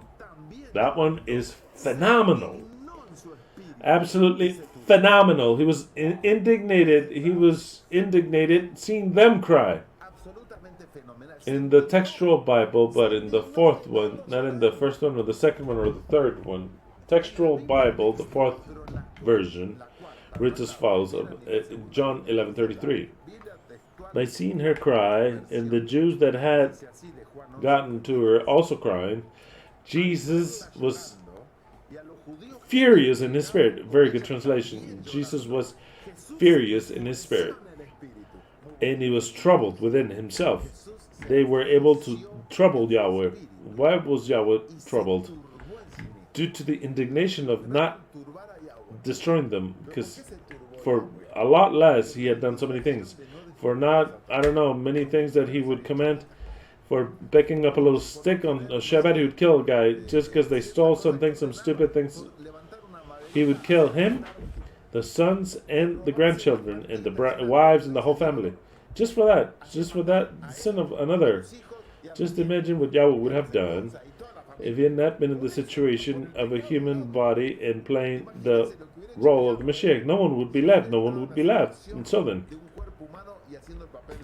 it is so well translated, he was furious in the spirit, and he said, I can imagine the voice, I would like to see, one day I'll see it, and he said, where have you placed him? Just imagine, Yeshua, Yahweh, playing the role of the Mashiach, concealed, Yahweh, with such anger and crying, and the rest thinking, or the Christians thinking, that he was crying because he loved Lazarus. No, he killed Lazarus. And seeing the little belief that they had, what they had awakened him, this is the end of his mystery, mind you. This is the last thing he did almost. with the anger crying, with tears coming out of his eyes. He looks at him and he says, "Where the fuck did you place him?" That's what he's saying. That is what, if I had seen the video, they didn't dare to put that. How are they going to put that there? Where the fuck? Was just so upset, like pissed. Where? Just like that. Where the fuck did you place them? And they said, "Lord, come and see." Yeshua cried. There it is. That text was my favorite. 11. They said, "Is that the favorite text?" Yeah, the one I learned. It was the shortest one in the Bible, the easiest. John 11:35. Jesus cried. That's it. There's one that I know. No, he didn't understand why he cried at all. 36. Then the Jews said, "Look how much he loved him." Out of the anger, I can imagine. It's written that his anger rose on top of them not understanding what they were watching. It's like the humans or the Christians, the disciples. No one understands. They looked at him and said, "Look at how he cries. Look at how he loved them. What a son of a bitch." I mean, that is what they'll say. "What a son of a bitch. He healed so many others. And now he's crying for one that he could have come and saved." Yeah, the guy's dog shit because he has saved people that he didn't know. He cured someone's hand. They say he rose another girl that was dead. They say that he cured lame people. But this guy, he loved them. And now he starts to cry, this hypocrite. If he loved them so much, why didn't he come before and cure him? That is what they're saying. I just translated everything that they're saying. Very well. Then the Jews said, "Look how much he loved them." And some of them said, "Could he not, who opened the eyes of the blind, to have also caused Lazarus not to? What a son of a bitch. Now he comes to cry? This idiot would heal people that were nothing, that he didn't even love, didn't even know. And then his friend, he didn't come to cure him." What was he doing? Not just some of them said that. I'm sure that every disciple said that in their mind. And Martha and Mary told them in person, "If you had been here, you son of a bitch, he would not have died. It is your fault that he is dead. You weren't here. And you loved him on top of it." How awful is that? So then all of them thought in the same way. So then what was to happen with Yahweh? That it was upset. What was going to happen? Next text says it. Yeshua was profoundly moved. He was not just hissing. He was profoundly hissing. Profoundly. Now, if before they had pissed him off, now he was in a way very profoundly moved. So then it says, profoundly moved once again, he came to the grave. It was a cave, and it had a rock. And this is how they translate it. Jesus, indignated within himself, once again came to the grave. It was a cave, and a stone lay upon it. Perfectly well, clearly, I understand what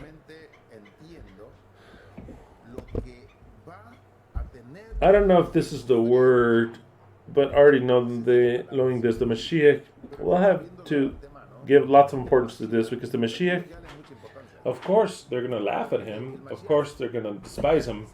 Of course, they're going to mock him until he starts to resurrect. That's where all the jokes are going to be over. When he starts to resurrect people, then everyone will be quiet right there.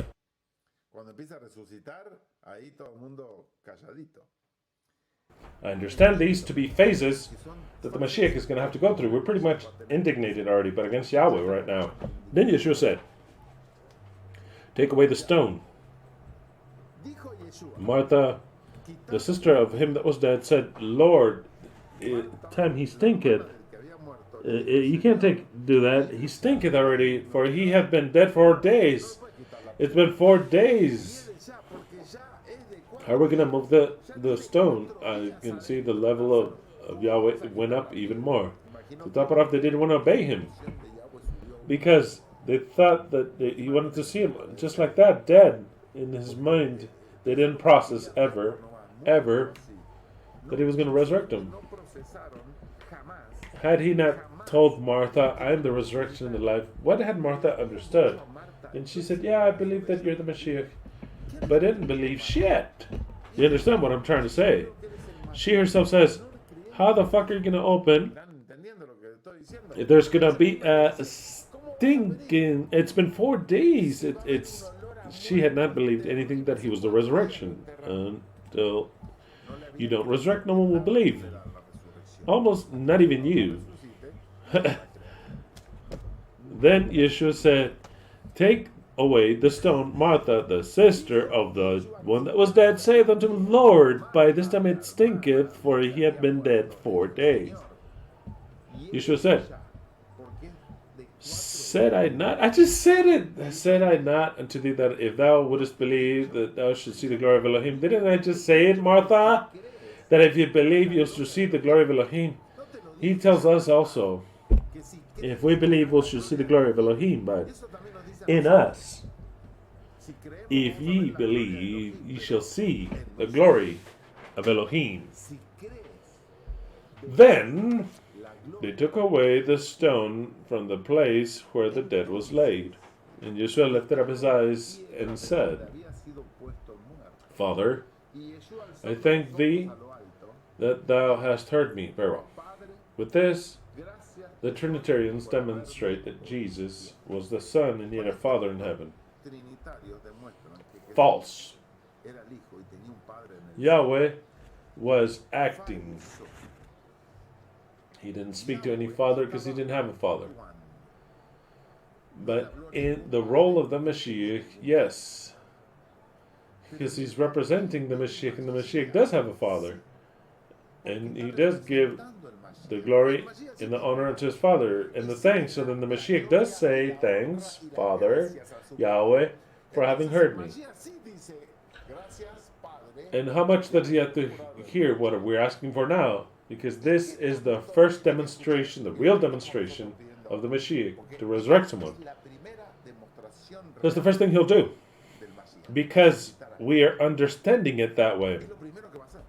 So then he knows that he has the power.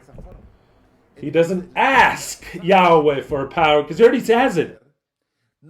But he gives him thanks because he heard him. We cannot give any thanks because Yahweh, or he has not heard him, which he does, or he hasn't given us what he promised to give. When Yahweh gives us the key of the abyss, it is when we can always say, thanks, Yahweh, for giving us the key of the abyss. Thanks.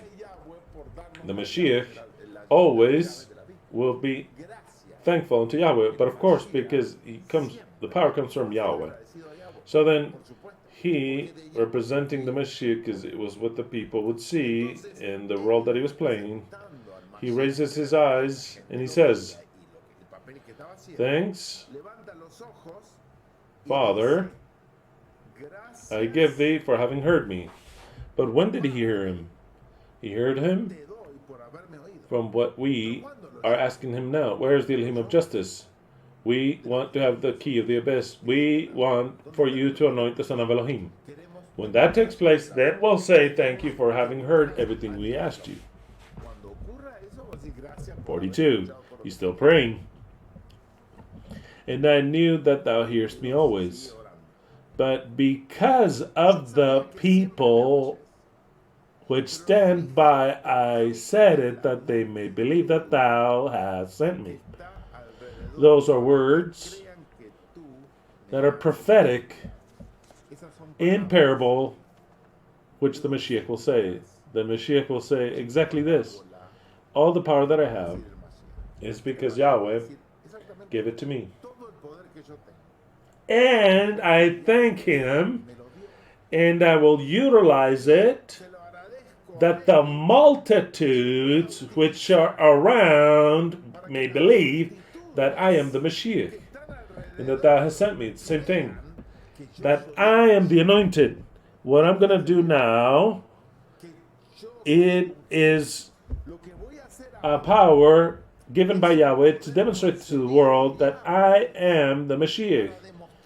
And there's no demonstration of any Mashiach if it doesn't come to resurrect. None. That's why I told you how fantastic it would be to show up in New York and to resurrect the Rebbe, to cause a revolution in the Jewish people, just to demonstrate who the real Mashiach is actually, and then to go to Jerusalem and to resuscitate, resurrect Rambam or whomever that of those that they believe to be supreme wise men. Akiba, one of the greatest there is, Akiba. To say, hey, I'm going to come here to resurrect Akiba. And thanks, Father, for listening to me. And I don't say it because I know that you always hear me. But in order for these to believe that I am the Messiah. That's what the Messiah has here. By reading this, he recognizes what is that he has to do. So then Yeshua, I read this without any comments. Then they took away the stone where the dead had been laid, and Yeshua rose his eyes to him and said, Father, I give you thanks for having heard me. I knew that you always hear me. But I said it because of the people that stand around, that they may believe that thou hast sent me. And having said this, he cried out in a loud voice, Lazarus, come forth. And he that was dead came forth, bound hand and foot with grave clothes, and his face was bound about with a napkin. Yeshua said unto them, Loose him and let him go. Well, here there are many teachings, but I want to advance onto something else. In other words, there's many things that I can explain from this that is so good. Because actually, the dead person resurrects bound. Blind. How are the dead? They are bound and blind to everything they didn't understand. In fact, they died because of their DHSs. In the best of the cases, they died because of not having understood or of old age. But they are bound with grave clothes because they're absolutely blind. And Yeshua says, loose him and take out the binding from his eyes, which means taking out of the parable, instruct him.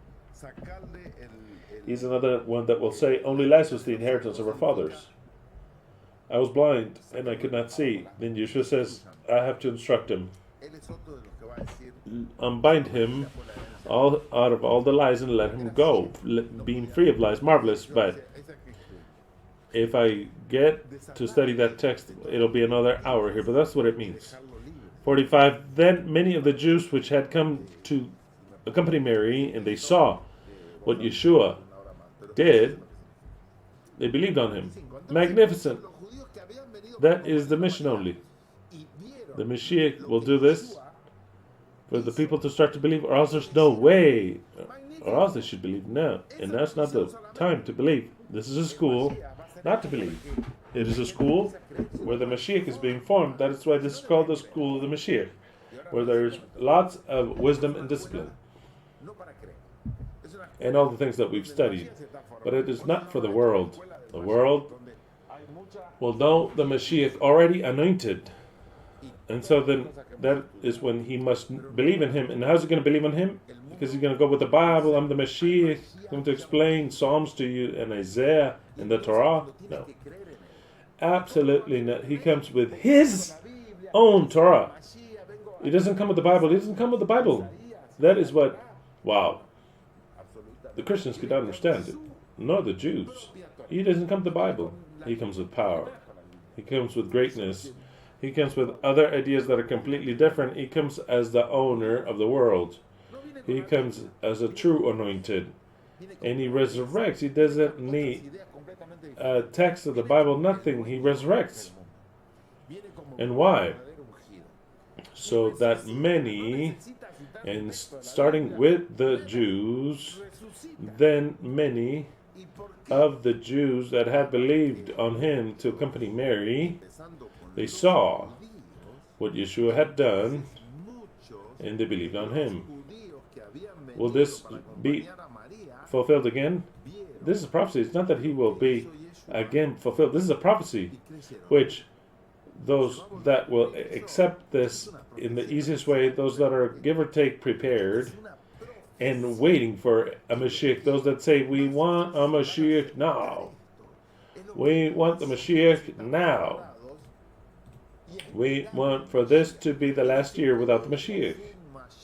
So then, those who are already desirous of having a Mashiach, it'll turn out to be so much natural, the Christians, who have an idea that's completely diametrically different to what a Mashiach is.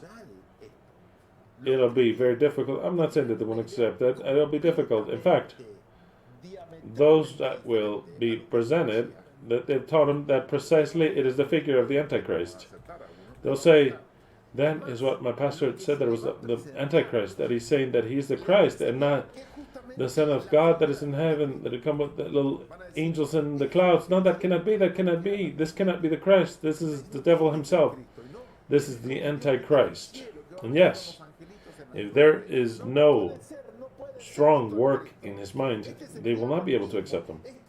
But the text says that many of the Jews, very interesting, just like that, very interesting, they believed on him.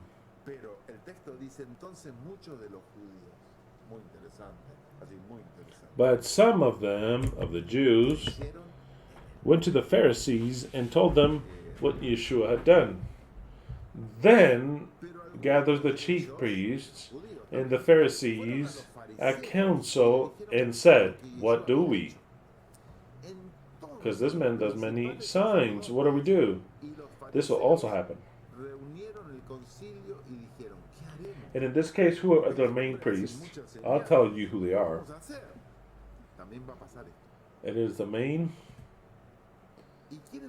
financial experts of the beast. Those are the main priests, the same race, those that have the power in the world.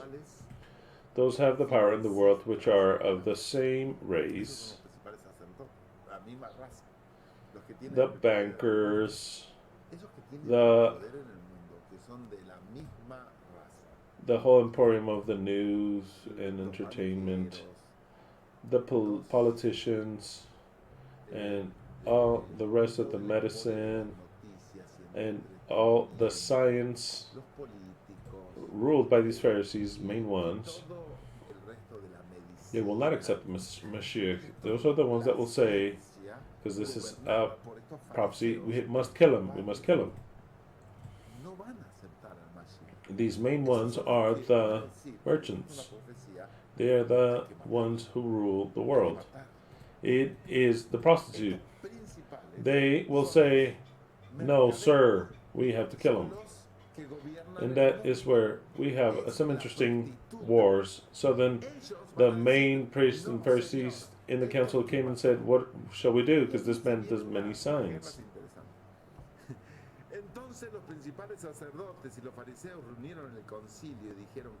And here I'll deviate a bit, but I'll read this one from 48. If we leave it that way, they will all believe on him. And the Romans will come and they will destroy a holy place and our nation. Then Caiaphas, one of them, the high priest of that year, say unto them, ye know nothing. Neither doth thou think that a man shall die for the people, nor that the whole nation shall perish. He says, don't even think what is convenient, that a man should die for the people, and that instead of the whole nation to perish. That is what's convenient. He didn't say that out of himself. Of course not. Of course not. But he didn't. If he didn't say it out of himself, he said it for whom? What made him say this? Satan, who is the spirit of Yahweh, who makes you say what you don't want to say, or makes you do what you don't want to do. He did not say out of himself, but since he was the high priest of that year, he prophesied that Yeshua was to die for the nation. and not just for the nation, but also to gather together in one the children of Elohim that were scattered abroad. Then, from that day forth, they took counsel together for to put him to death. Therefore Yeshua walked no more openly among the Jews, but went thence unto a country near to the wilderness, into a city called Ephraim, and there continued with his disciples. And the Jews' Passover was nigh at hand, and many went out of the country up to Jerusalem before the Passover to purify themselves.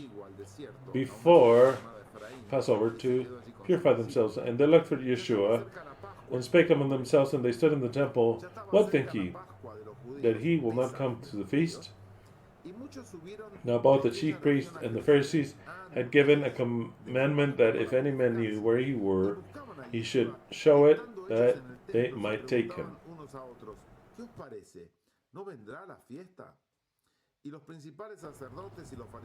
Precisely. This is again fulfilled. Again, those who had the power gather together because they will not accept the Messiah.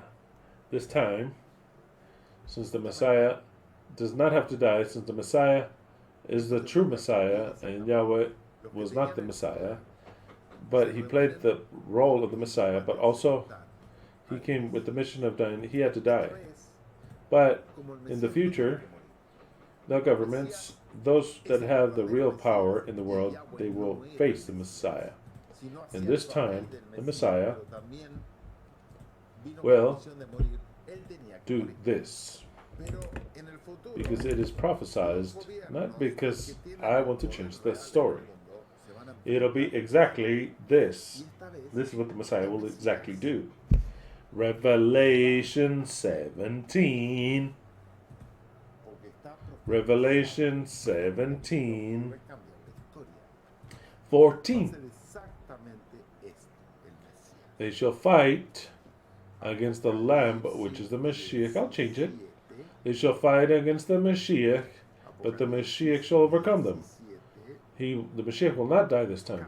They shall fight against the Mashiach, but the Mashiach will overcome them, having with them those whom Elohim hath called and chosen, and are faithful. For the Mashiach is Lord of lords and King of kings.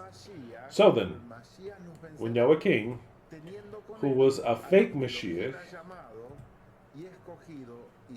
he did not fight, but he died. But now, the story which he is showing us, they will fight. It's just that the end is entirely different. Now, having answered, and I hope that it is clear why Yeshua cried. Yeshua cried due to indignation. It's completely clear.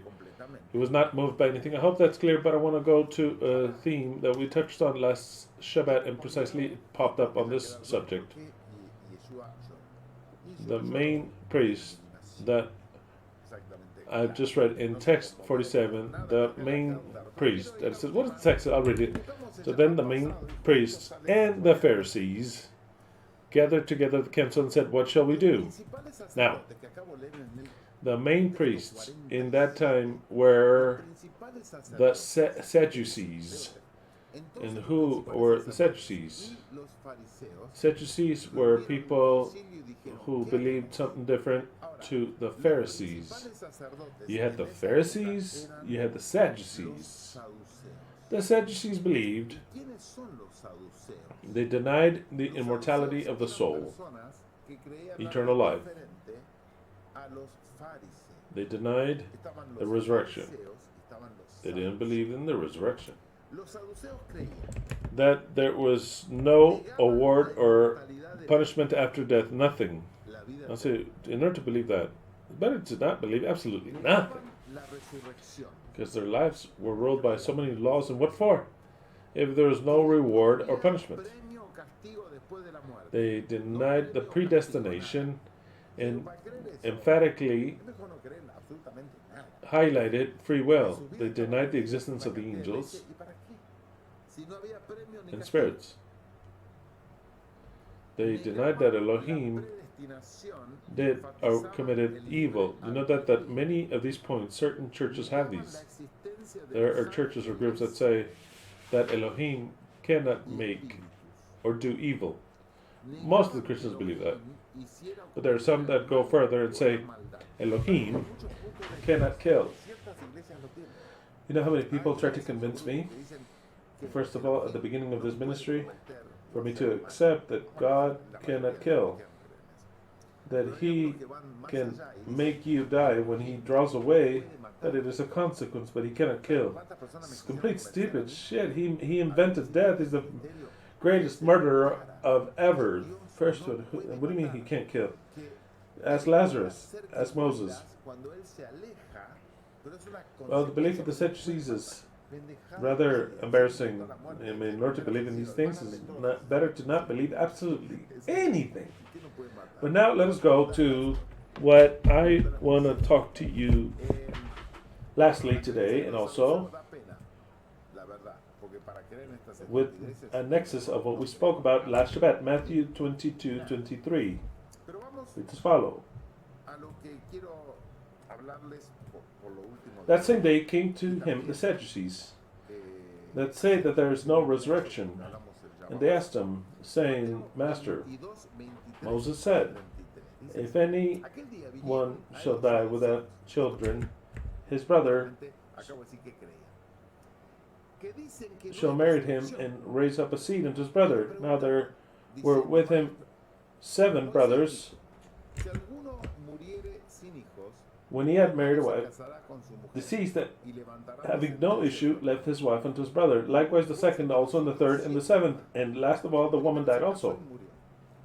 Therefore, in the resurrection, something that they didn't believe in, that's why it was a very tricky question. In the resurrection that you believe in, then, whose wife shall she be of the 7? Always the machista thought that the woman is a possession of the man. That's what they're asking for. Of which of these important males will this woman be the property of? Which of them is she the property of? Instead of saying the woman will have the right to choose. No, not that. I mean, you'd have to be crazy. Which of them who is the prophecy in the end of it all? Completely misogynist thought that we talked about last Shabbat already. Since they have all had her, in other words, they were all property of this woman. Then, having answered, Yeshua said, ye do err in what that year, in everything that they believe in. Ye do err, ignoring the scriptures and the power of Elohim. I love that phrase. Not just one ignores the scriptures in the sense that one doesn't even want to read it, but one in the sense that Yahweh was saying it, mind you, ignores the scriptures, the true meaning of the scriptures. To believe in the Trinity is to ignore the scripture. Even if you read it all the time, that is your source. To believe that Jesus of 2,000 years ago is the Son of God is to ignore the scriptures entirely, to ignore them, to ignore the Shemah, to ignore everything, absolutely everything. To keep Sunday as a sacred day, it's to ignore the scriptures, completely ignore them. I mean, you don't care about anything, even if you read it every day. It is to ignore, to believe, I'll make it even harder, to believe that Jesus, the Son of God, comes in the clouds of heaven to look for you. It is to ignore the scriptures. What makes you an ignorant fool? He looks at him and says, ye do err, ignoring the scriptures and the power of Elohim. Because in the resurrection, and here it's a very difficult answer, because in the resurrection, whose is the resurrection? The Messianic era, when the Mashiach resurrects. Because when the Mashiach resurrects, neither shall they marry, nor shall they give themselves in marriage, but they shall be as angels in heaven. The thing is that we don't know how the angels are in heaven. It's as if in a logic test, I've told this before many years ago, in a logic test, there's only one student that passed the test. The professor said, what color is the door of the house of my grandma's door painted? Answer that question that you have to answer. The fuck are they going to answer? They didn't know who the fuck the grandmother was. How are they going to know the door of the house of the grandma's person? That's impossible. That is not even the studies or anything. That's a test of the you don't know, don't put anything or risk it. But one passed it and another what did he write? What did he write? Do you remember what he wrote? The same color of the door of the house of my aunt, and that's it. Prove that. The professor said, very good, very good. I cannot say it's wrong, because the door of the house of my grandmother has the same door as my aunt. Same, perfect, 10 points. Just like that, an A+. So then, this is exactly the same thing. This is exactly the same thing. Yahweh does not want to explain anything and says, and you'll be like angels in heaven. And how are the angels in heaven? I don't know how the fuck the angels do it. So then he says, that's how they'll do it. Okay, then that's fine. Then don't worry. He says, don't worry. Don't you worry. The same answer. But according to the resurrection of the dead, no longer speaking about the woman of she'll belong to, about the resurrection of the dead, ye have not read what was said by God, by Elohim, when he said, I am the Elohim of Abraham, the Elohim of Isaac, and the Elohim of Jacob. Elohim is not the Elohim of dead, but of the living. Having heard this, the people were admired by his doctrine. Yahweh in the skin of a human being who was saying that he was a Mashiach says that the human beings, we are not really dead. For Elohim, which means is that when you die, you don't lose what we are, the essence. For Elohim, not for us. For Elohim, it says it's very clear. For Elohim, I'll read it again. It says, God is not God of the dead, but of the living. Well, it doesn't say precisely what I want it for it to say, which is, says it in a different text, which I'll say it now. But from the point of view of Elohim, it says, look, I am not a God of people that are dead. I am a God of the living.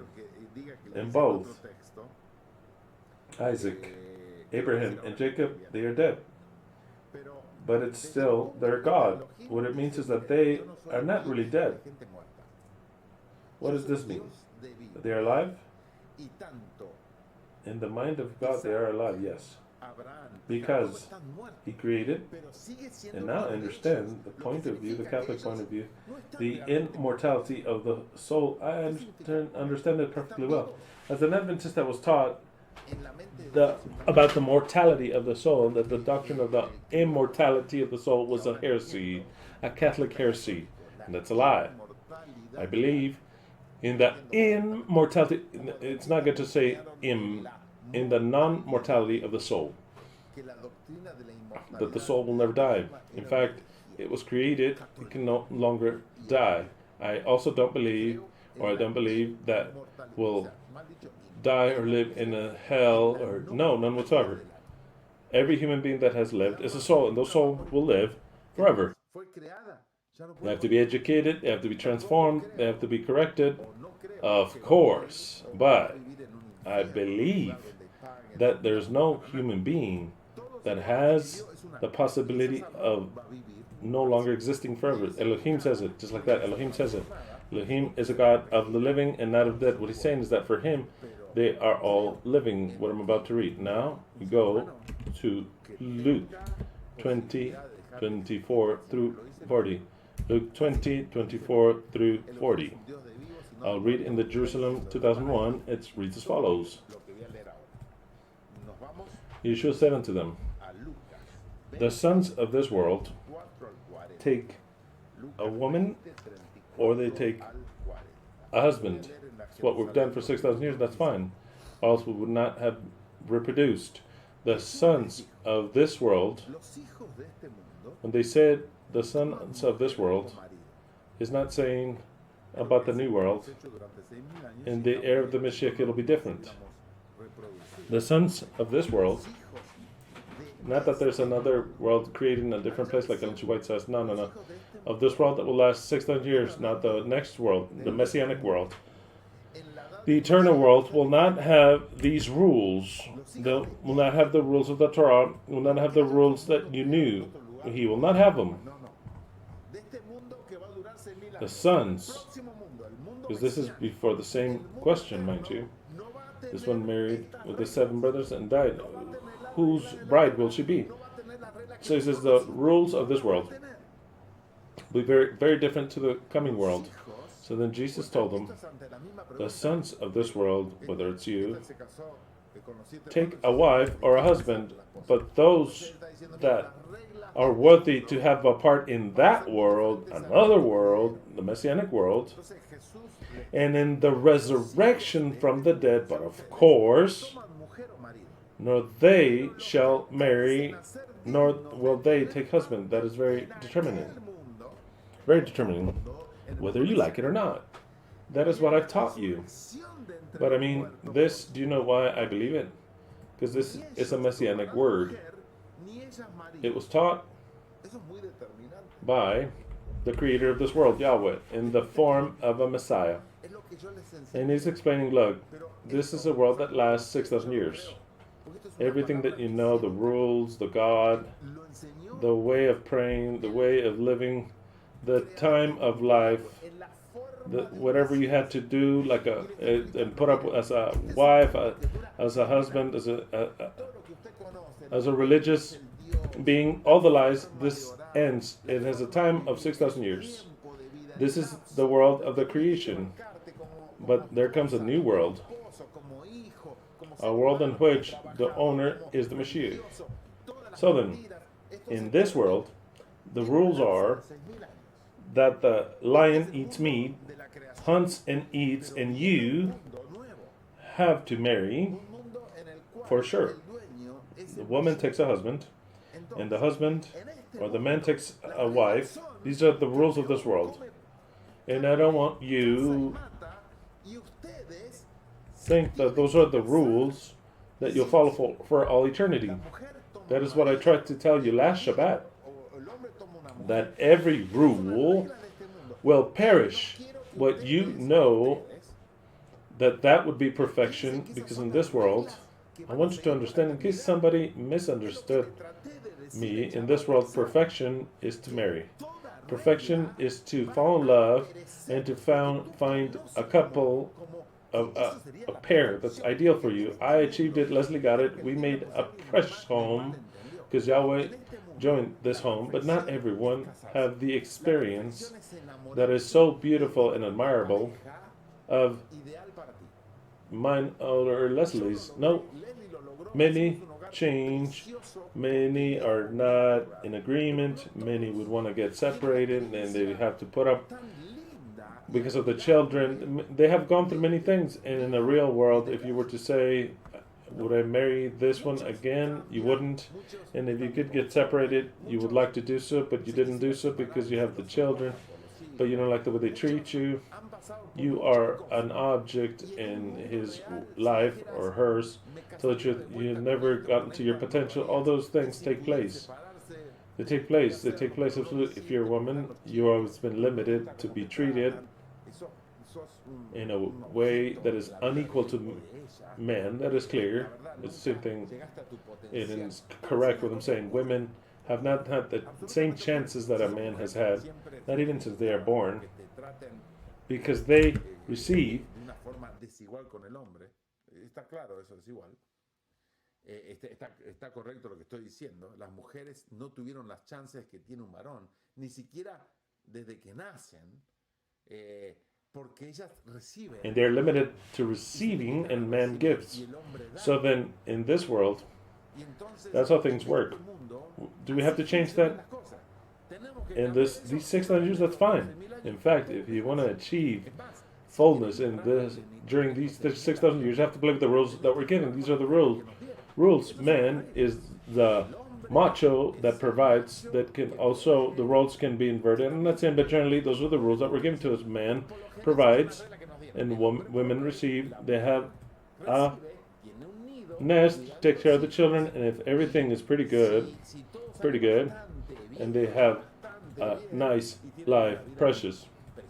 They have children, they have grandchildren, and if they've done everything almost all that well, and they're pretty good.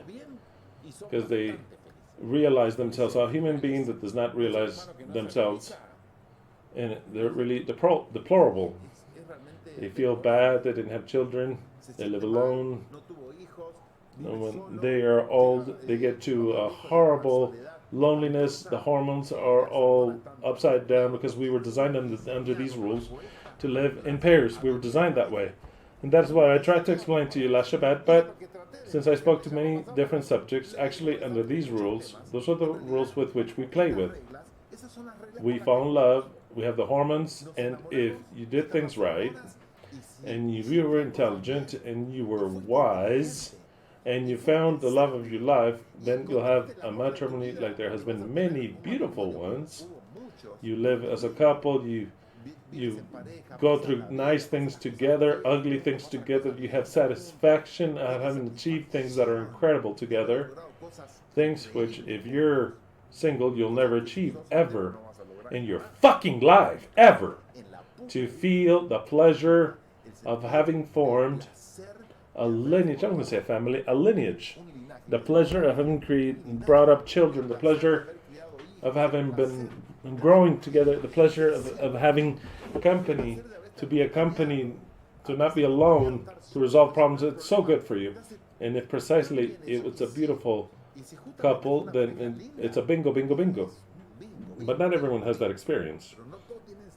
But those are the rules of this world. It doesn't mean that these rules must be translated to the other world. That's what I taught. In the future world, even the structure of the home will change. What you're hearing, because or else you're not prepared for the new world. Not just will the lion stop eating hay, not only will the children be able to play with the serpents, poisonous ones, that maybe they're not even poisonous even, but like it says, the poisonous serpent, and you'll have a cub of a bear with a dog and a lion all sleeping together as if it was a Disney movie.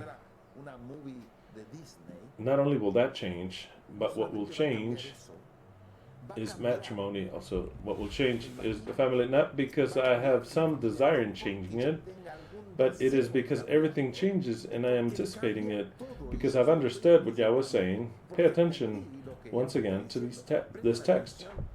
The children of this world take a wife or a husband, but those who achieve to be worthy of having part in that world, in the resurrection from within the dead, not even will they take a wife, nor will they take a husband. This is clear. Whether you like it or not. Before I used to explain this is wrong, well, understand it. No, and no. Because to take a wife and a husband, it is a limitation that is okay in this world, and we need it, because those are the rules, but not in the other. Not in the other. Every time we apply that rule in this world, we limit both man and woman. We make out of two people one, and they're both limited, especially the women. But in the new world, I want for you to understand, or else you're not prepared for this. We will not play with the rules of this world. We will not be able to have the rules that Hammer discovered in our mind. There are other rules. Other rules. Women will no longer be the weaker sex. No. Men will no longer be the strong sex. No. What happens if man wants to have a child and to feel what it is to have a child? How can they tell them no? Now, barely they're starting in humanity. They start to mature everyone to say, I was born a man, but I want to be a woman. And of course, the Christians, and maybe even you, say, what a degeneration. No, it's no degeneration. We are gods. Why the fuck do I have to be a man if I want to be a woman? That's a good clip right there. That's a good clip right there. But how can you judge, or whomever, a man that says, look, I want to be a woman. That is what it is to be a god. And the women that want to be men, those really, a man to be a woman, we could get to be in some measure or another, but a woman to be a man, yeah, you can take hormones. When women become men, you can see some guy that has beard. Have you seen some trans men like that? You can look at pictures. Women take male hormones and they develop a beard. They cut their hair and they are very more male than your own husband in the structure. They get stronger. What they don't get, they use a plastic or something, an attachment, and they put a strap on and they move it even better than your husband. But that, listen well, if we don't have it, we invent it, and even better, and even better. That is what it is to be God. Not to be a degenerate. That is what it is to be God. To say, no, God made me a man, I'll be a man all my life. That's another clip right there. I'm going to be a man all my life, and that's not good because I want to have a son too. What Christians say, I want to have a son. Why not? How do you fix that? Unlimiting the role of man and woman. Because if Elohim is not neither man or woman, then there comes a change. I'm telling to you right now, there comes a change. Just like that, there comes a change. And this is joy for the women and also for the men. Certain men. Other men, they're not prepared for the change, But I'll read it to you once again because this is fascinating. I'll read it in the Spanish DHA to see what it says. Let's see, Matthew 22. It says, if today 200 were listening, then 150 next Shabbat. Matthew 22. I'll read it to you in the Spanish DHH, which says, it reads as follows, from number 29. It reads as follows. Jesus answered, how wrong are you for not knowing the scriptures nor the power of God? When the dead resurrect, men and women will not marry, for they will be as the... No, hold on. I was reading Luke, not Matthew. Matthew, Mark, Luke. I'm sure many Christians are so scared. I love this one. It says Black Sabbath as an angel that must be Lucifer. An angel that must be Lucifer. And a Black Sabbath right there.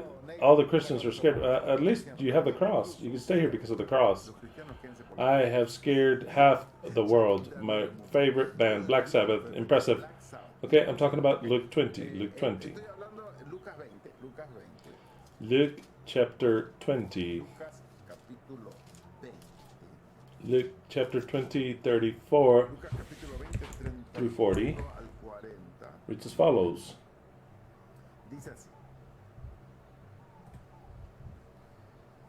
Jesus answered, in the present life,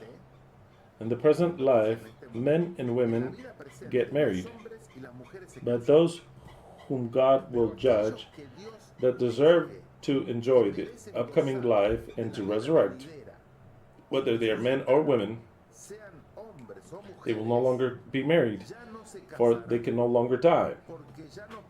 That is what we need in this version too. It's not that it's in this one. It says they will no longer marry.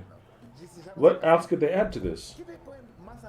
The Christians say that the women will, and men and women will live like saints, asexuals, but always as men and women. But they cannot comprehend because they don't have the mind of the Mashiach. What he's saying here is that actually they will not get married because they no longer should be men and women. Strange. That when I can comprehend it, I'm teaching something that I know, but already is by intuition that every rule that was a part of the creation of these 6,000 years, it will not be the rule that comes in the future. And if the Messiah does not have the mind prepared for that, it is an obtuse Messiah that wants to bring the rules of this world to the next. It will not work. It cannot be a good Messiah. Do you understand what I'm saying? Messiah is a person that is with new rules, and he comes with his own laws, his own Torah. Now I'll read it to you how it says in this text.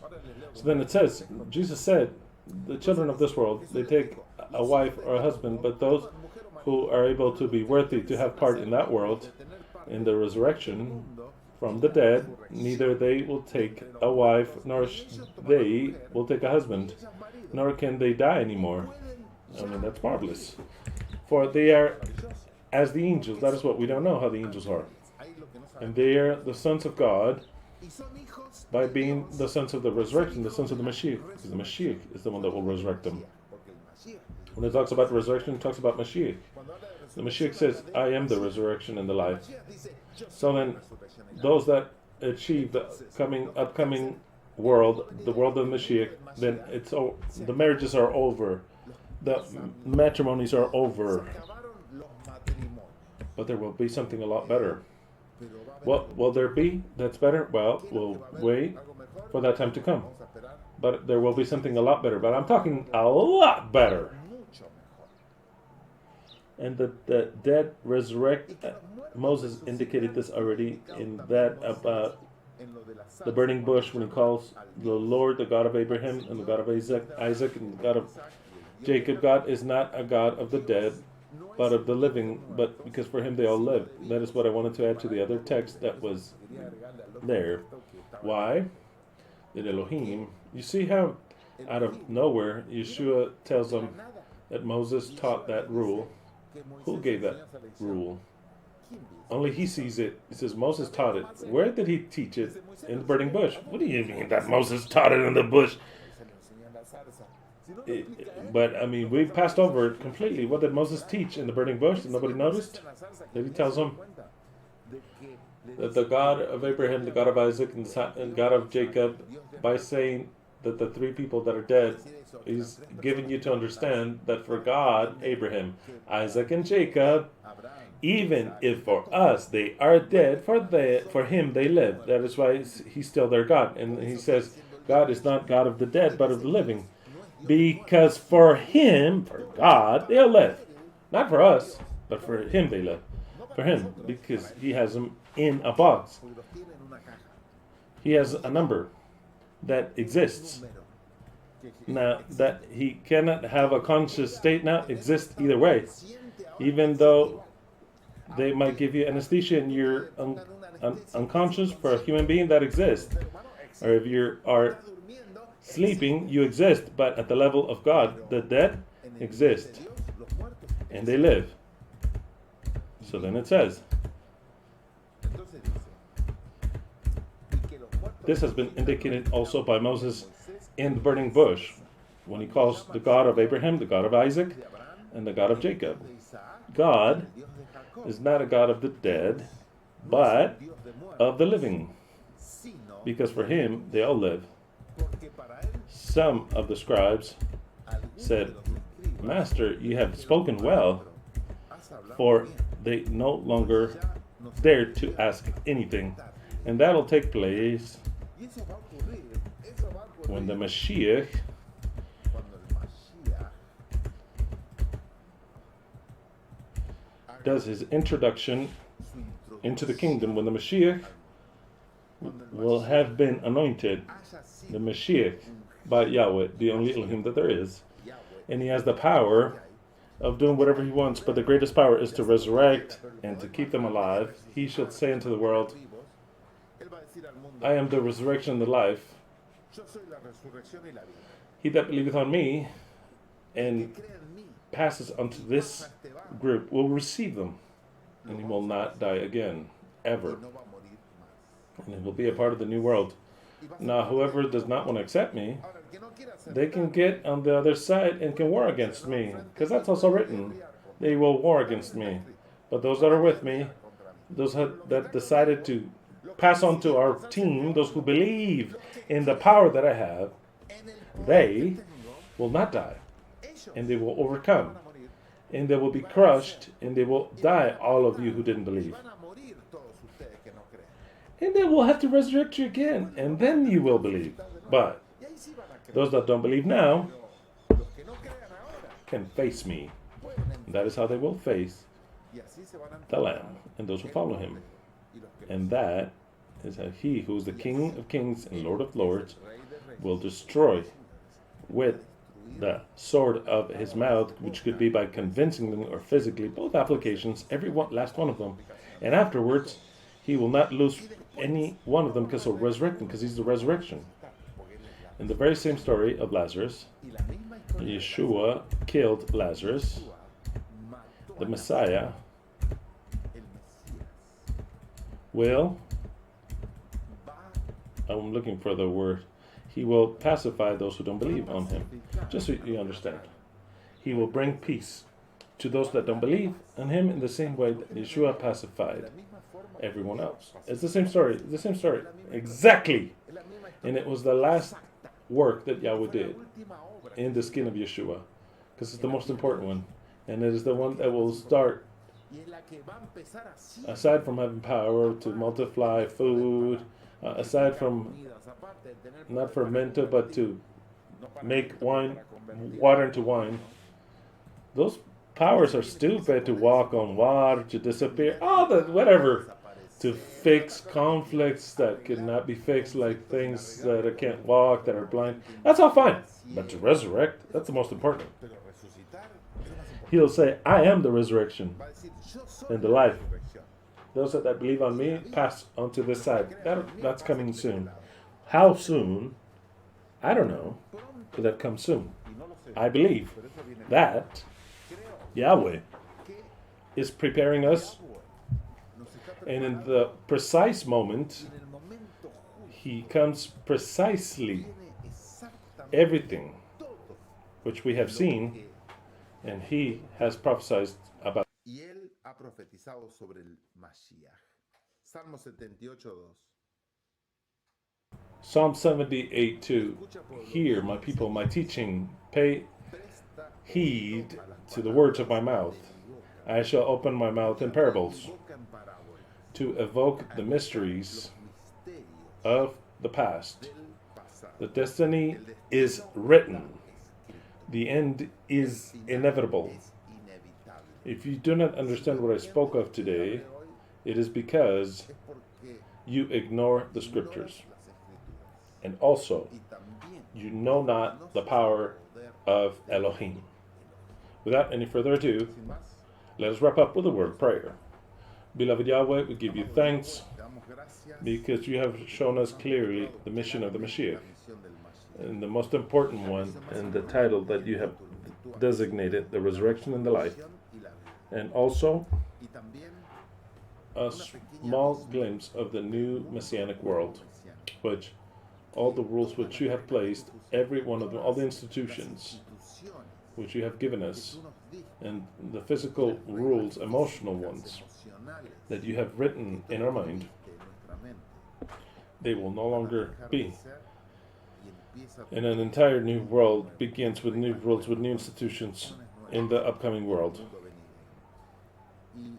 Y And your children, the children of Elohim, will understand these things, viendo estas cosas, and they are preparing for that change. para el cambio. We give you thanks for all this. Gracias por todo esto. Seguimos pidiéndote We que hagas justicia continue to por ask you to do justice. Where are you? Because we want you to come and anoint your children. All this we thank you for. In your precious name, YHWH. Alleluia. Sebaot. Aleluya. Semper Fi. Semper Fi.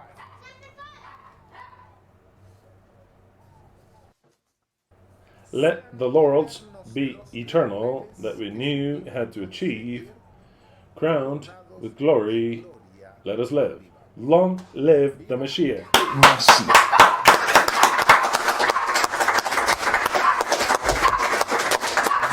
I also need to say, long live the Mashiach, which is the resurrection and the life. Resurrección y la vida.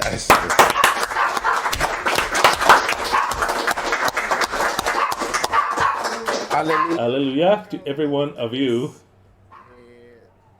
I ask you that you comment on the video. Those of you that remember when I spoke about this subject about Lazarus, and those whom it was new for why Yeshua cried, I would also like for you to comment. Maybe you had forgotten also, but the most important thing is the projection. What I taught today was not what I taught 5 years ago. The projection, the action of as a Mashiach towards the true Mashiach is the most important thing, which he has power to kill and to resurrect. Hallelujah to every one of you. Remember, I want to change this mic, and we accept donations if you want to cooperate and be a part of the help for this. Hallelujah to every one of you.